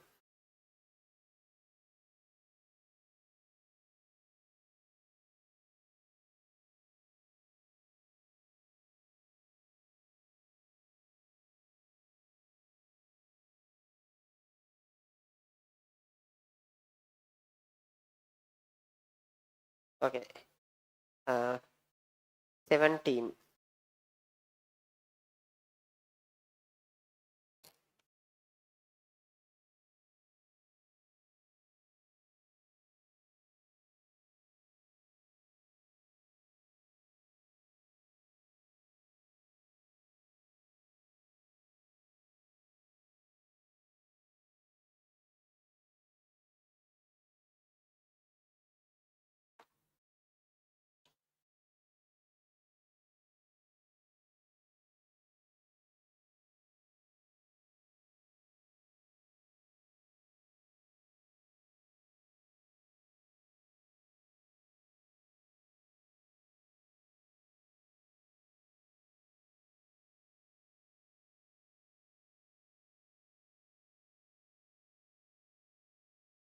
Wire goes like this. A, B, and C, right?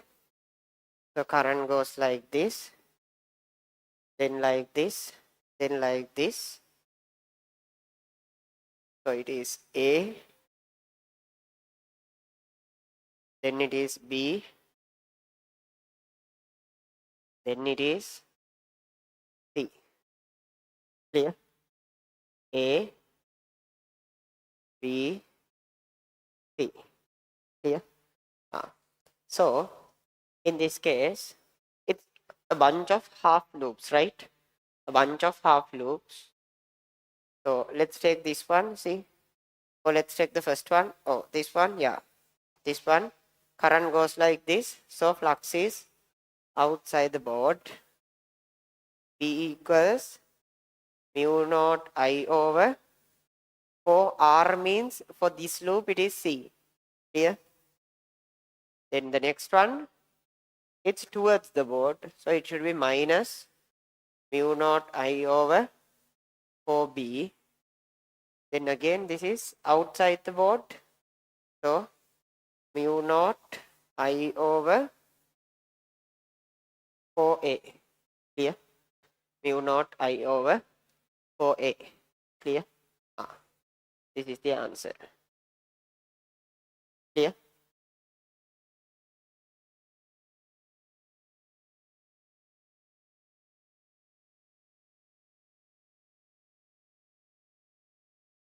Let's go to question 2.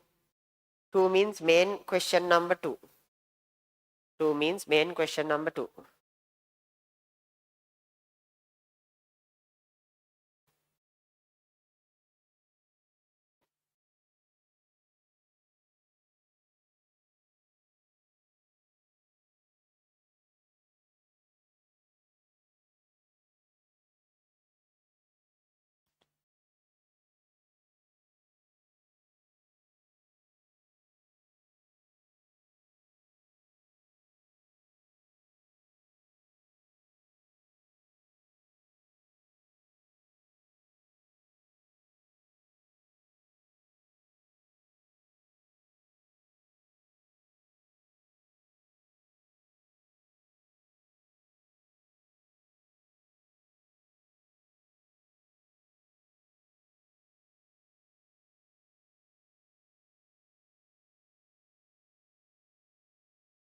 Question 2.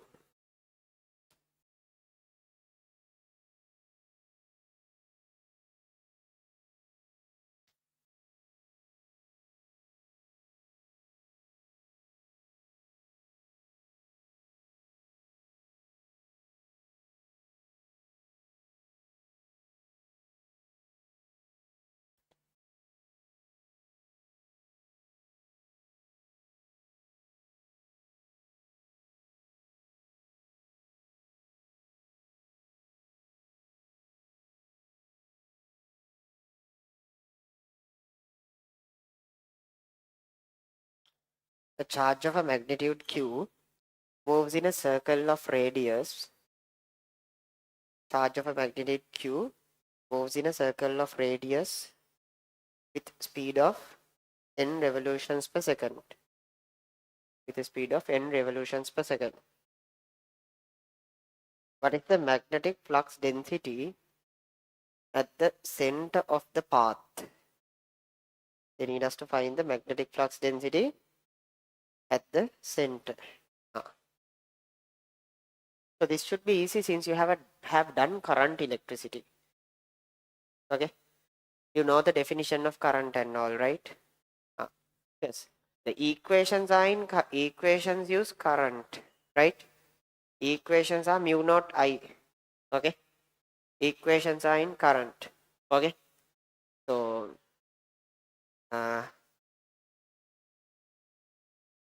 equations in the equations you have current, but what you need is what they have given is the rate of charge.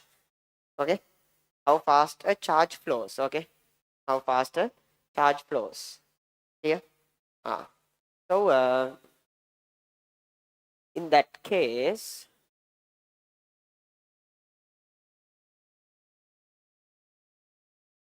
try to get answers. Try to get answers.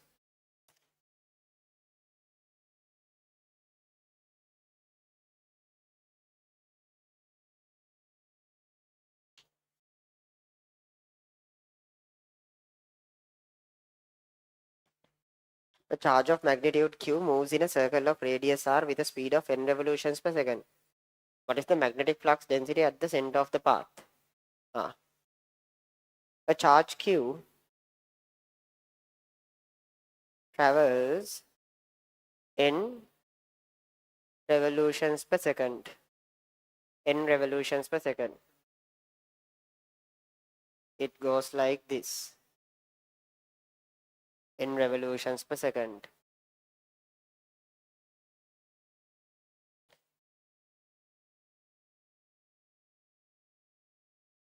Radius r. Radius r.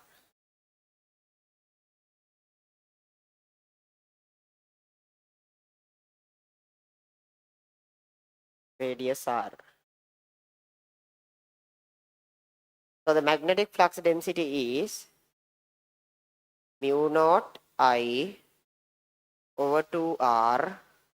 So if I know I, then I have the answer, right? If I know I, then I have the answer. So how can I get the I value? What is the value of I? Value of I would be, we can look at a certain cross section. Can you remember the definition of current? I means the current, right? Can you remember the definition of current? Current is charge over time, right? Charge over time. So I keep looking at this cross section. I get the amount of charge goes through this cross section in 1 second and divide it by 1 second, then I get the current, right? I get the amount of charge goes through this cross section in 1 second and divide it by 1 second. Clear? So when you look at this surface, okay, when you look at this cross section, you see in 1 second this Q charge travels n times, right? Clear? In 1 second this Q charge travels n times, right? So the total charge that goes through this cross section is nq. Divided by 1 second, you get the current. Clear? So you put that here, you get the answer. Mu naught I is nq over 2r. Clear? Okay.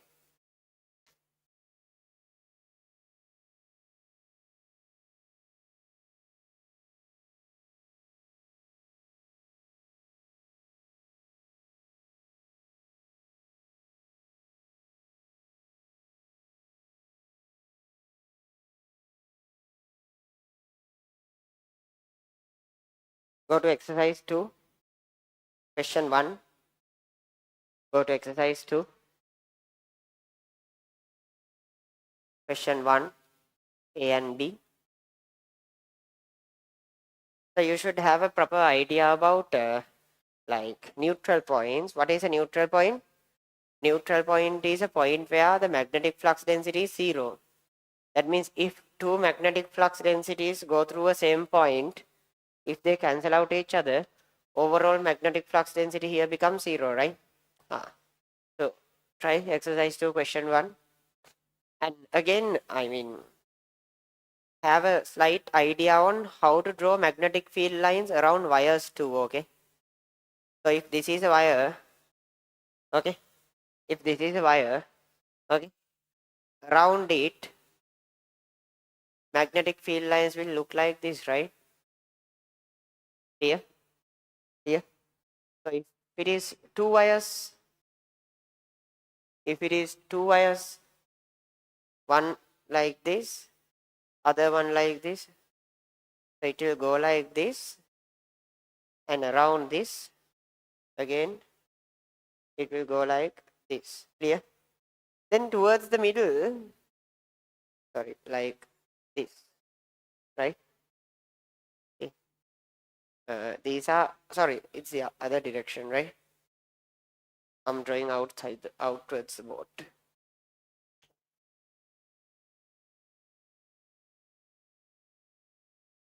The wires are coming,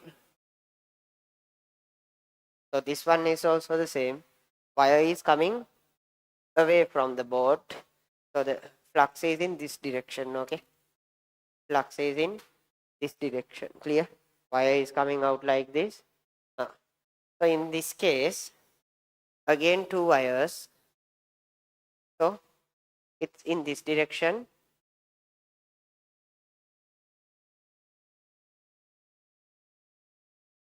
Here, same.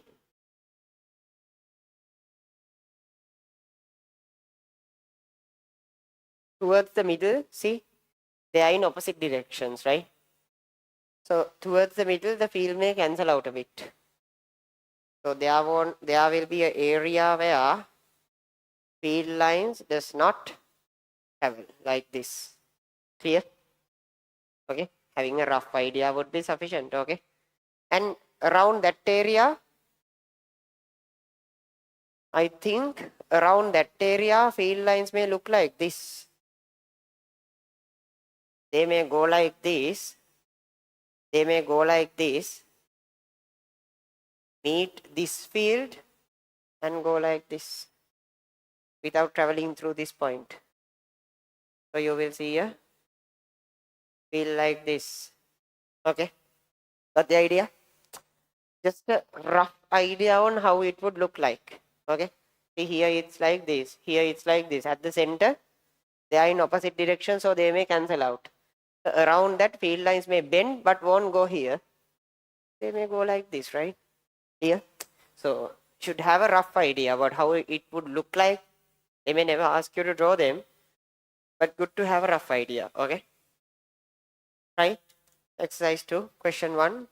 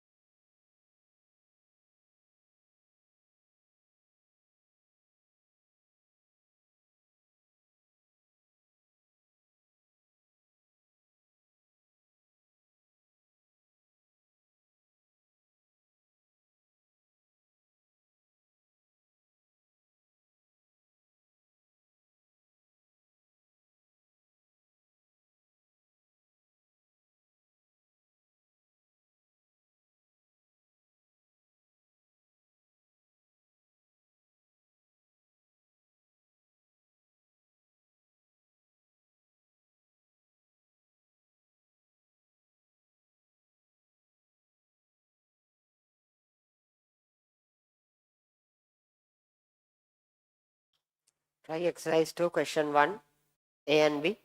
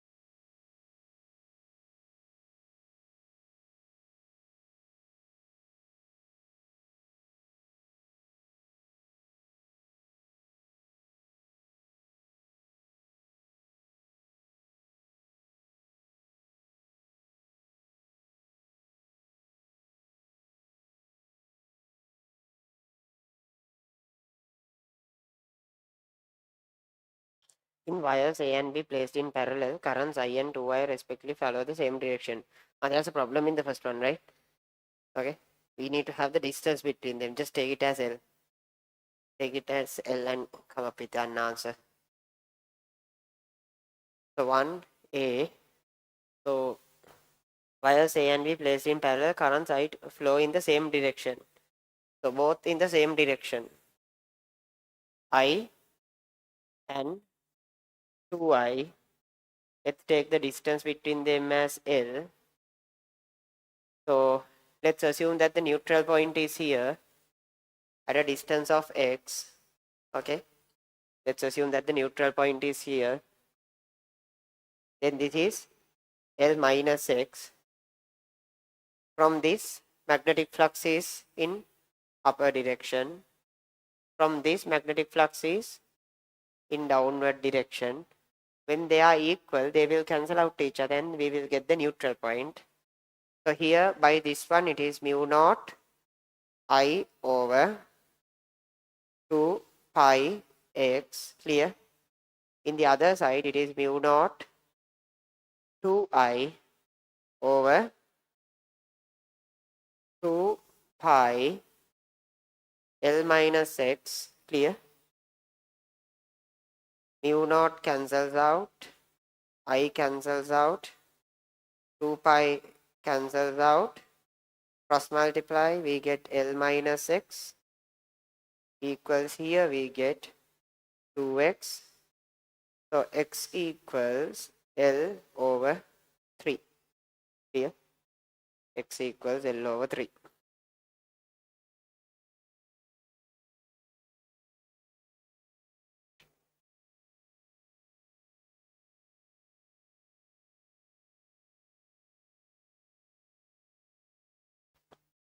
A straight infinite conductor carrying a current of 25 amperes placed vertically up. The horizontal component of the Earth's magnetic field is 2 into 10 to the power minus 4. How far does, I'll just do the first part. How far from the conductor does the neutral point occur? So the wire is going up. Okay, just to make things easy, I'll draw how I see things when I look from above. Okay. So it's like this. This is the wire. Current is coming like this. Clear? And the horizontal component of the Earth's magnetic field goes like this. At a certain point, Earth's magnetic field in this direction and the magnetic field by the wire in the other direction will cancel out, right? Clear? At that point, it will be the neutral point, right? So if I take the distance to that point as r, okay, we get 2 into 10 to the power minus 4. We get 2 into 10 to the power minus 4 as the magnetic flux density by Earth. Here. Then in opposite direction we have mu naught I over 2 pi x. Clear? So we get mu naught is 4 pi into 10 to the power minus 7, right? As I mentioned. Permeability, please check with the naught. It's 4 pi into 10 to the power minus 7. It should be given, okay?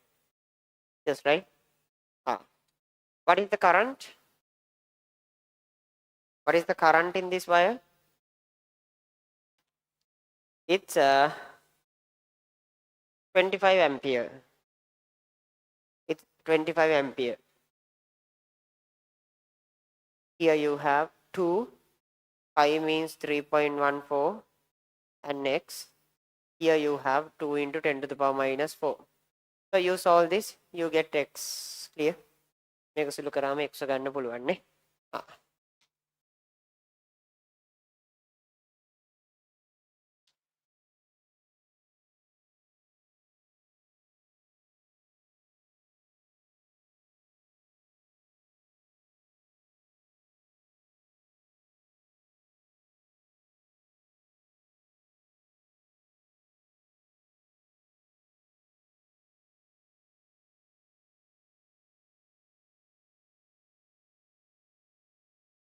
Okay.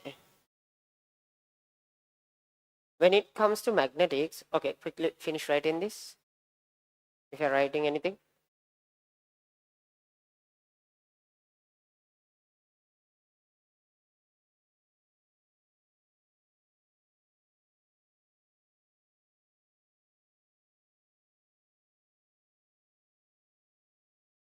Now, next, like a very small concept. When it comes to magnetics, one of the most practical ways of producing a magnetic field is using solenoids. You send a current through a solenoid and it appears to be a magnet. It turns into a magnet. The most common form of electromagnetism. Even in the harbor, they use this kind of a spiral that carries current to produce a magnetism and attach the containers. Clear? Especially in the trip switch kind of stuff, we use the same mechanism. That means you have the live wire, main live wire at your home.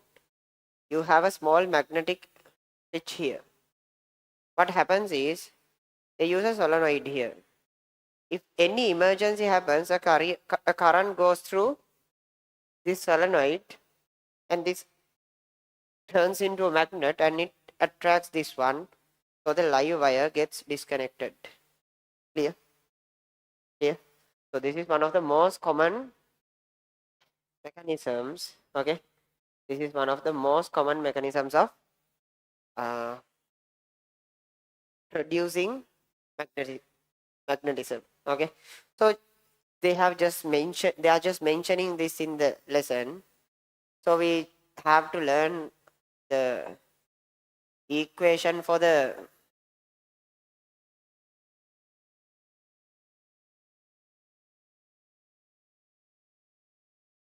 magnetism produced by a solenoid. So if there's a solenoid like this, current goes like this, right? In this wire, in this wire, current goes like this. Clear? In this wire, current goes like this. Okay, current goes like this. So magnetic field is in this direction, right?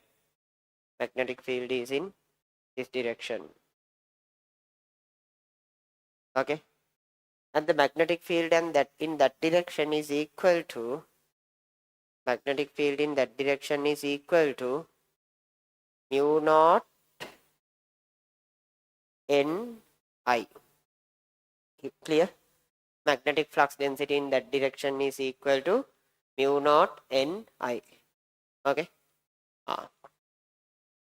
Here mu naught is permeability, I is the current, n is the number of loops per unit length. Okay. So the magnetic flux density in a solenoid depends on the number of loops per unit length. That means the loop density. Clear? The loop density. Clear? So if I, so it actually behaves like a magnet. Okay. So if I draw the magnetic flux around a solenoid, it actually goes like this. See? See? It actually behaves like this, just like a magnet. Okay. Just like a magnet. Okay. So in the next one,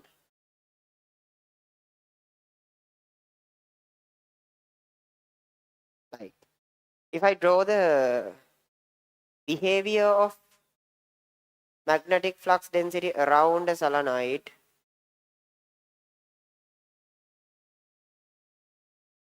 okay, then it may look like this.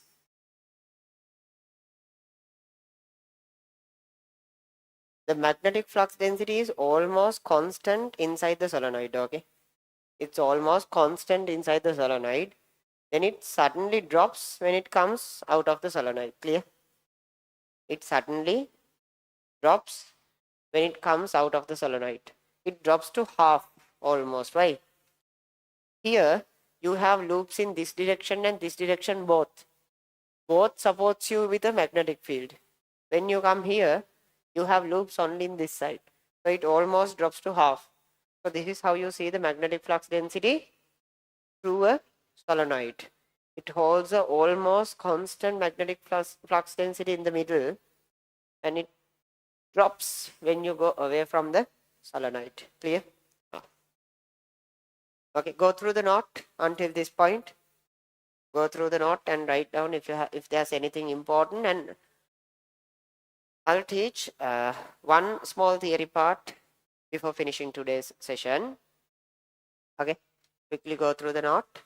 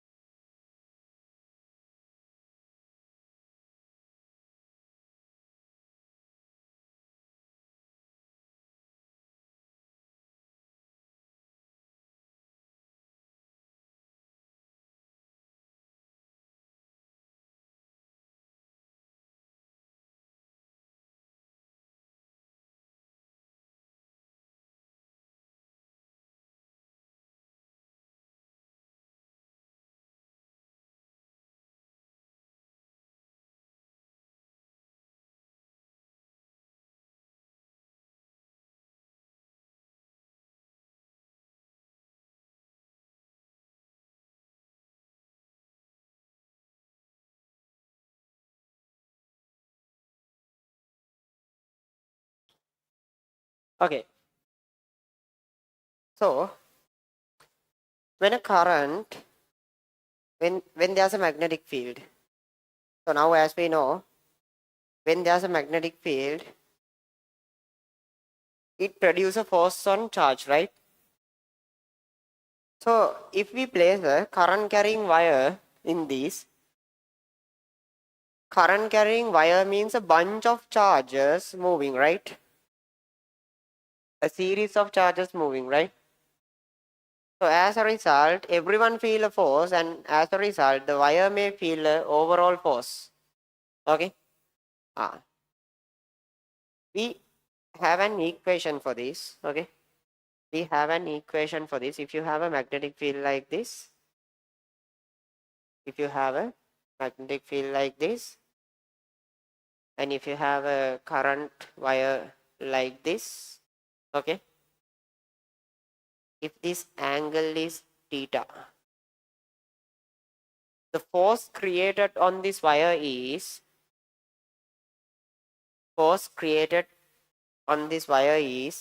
if the magnetic flux density is B, it is B, current is I. If the length of this wire is L, it is BI L, it is BIL. I'll mark theta here. I'll mark theta here. It's BIL sine theta. That is the force appears on this wire. Okay. So to clarify things, why sine theta? Definitely this force depends on the magnetic flux density. Definitely it depends on the current. Definitely it depends on the length. Why sine theta? Because what creates a force is only the current component that crosses the magnetic field. So in our syllabus, how we explain it is, a force may appear only if you disturb the field. So if the field goes like this, if you try to go like this, a force may appear. If the field goes like this and if your current goes like this, it's not disturbing or it's not crossing the field. So nothing would happen. But from the initial explanations, now you should understand that you need the proper relative velocity for that to happen, right? From Einstein's theorems, you need the proper kind of relative velocities between particles for this to happen, right? So there is a certain motion of particles that produces this field, and there's a certain direction for the charge going through the wire. They should have proper directions to have a relative velocity, and the length contraction happens, then only the proper field effects happen, right? That is the actual reason. Here we just explained that only if you go through the field lines, if you cut through the field lines, a force may appear. So what matters is not L, the length that cut through the field. So it is not BIL, it's BIL sine theta. Clear? So the magnitude is okay. What is the direction? Direction to find, we use what? Fleming's left hand rule. So when you place 3 fingers like this, okay,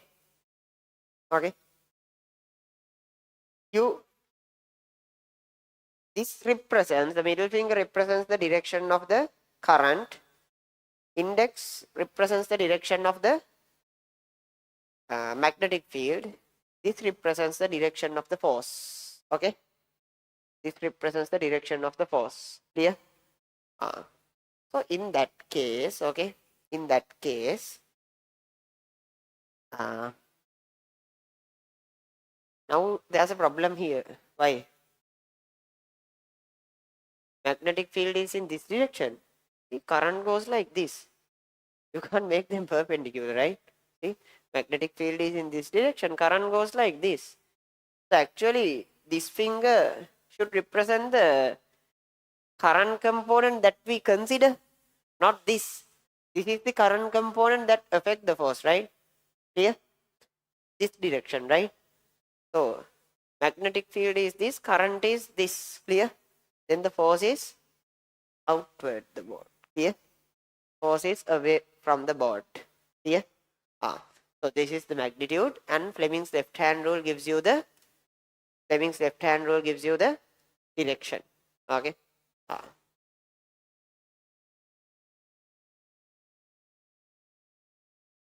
So even in a curved conductor, okay, even in a curved conductor like this, okay, till the, if the field goes like this, till the answer is this. Here what is L? Not the overall length. The length between the beginning and end. Theta is this angle. Okay. Even for a curved conductor, this holds. Okay. That is the idea.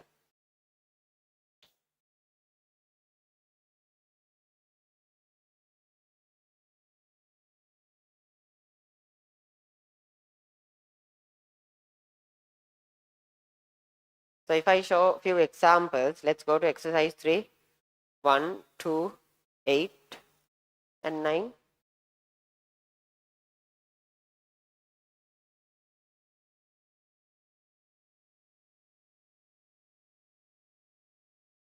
One, 2, 8, and 9.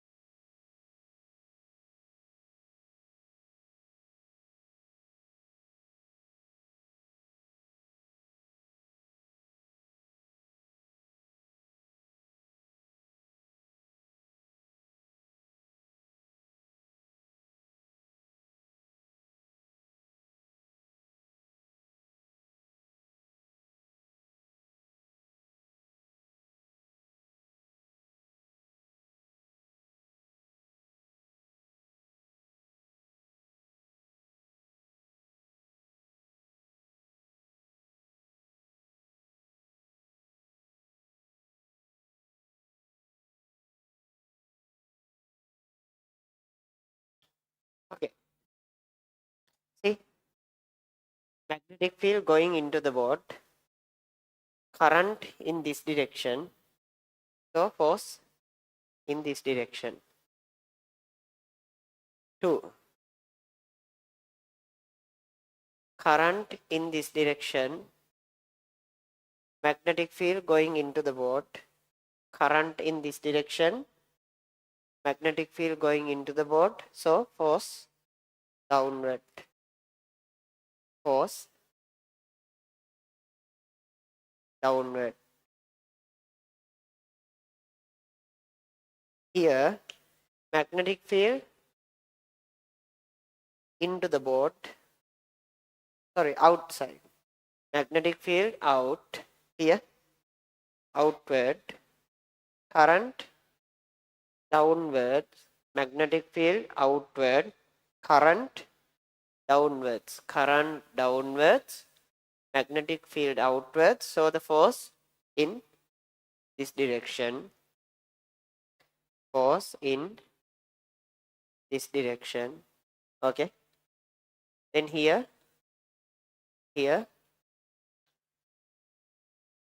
magnetic field in this direction, magnetic field in this direction, current into the board, clear?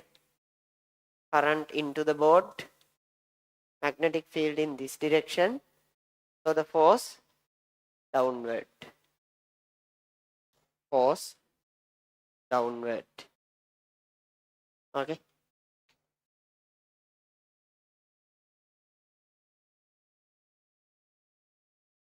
Clear? Got the idea?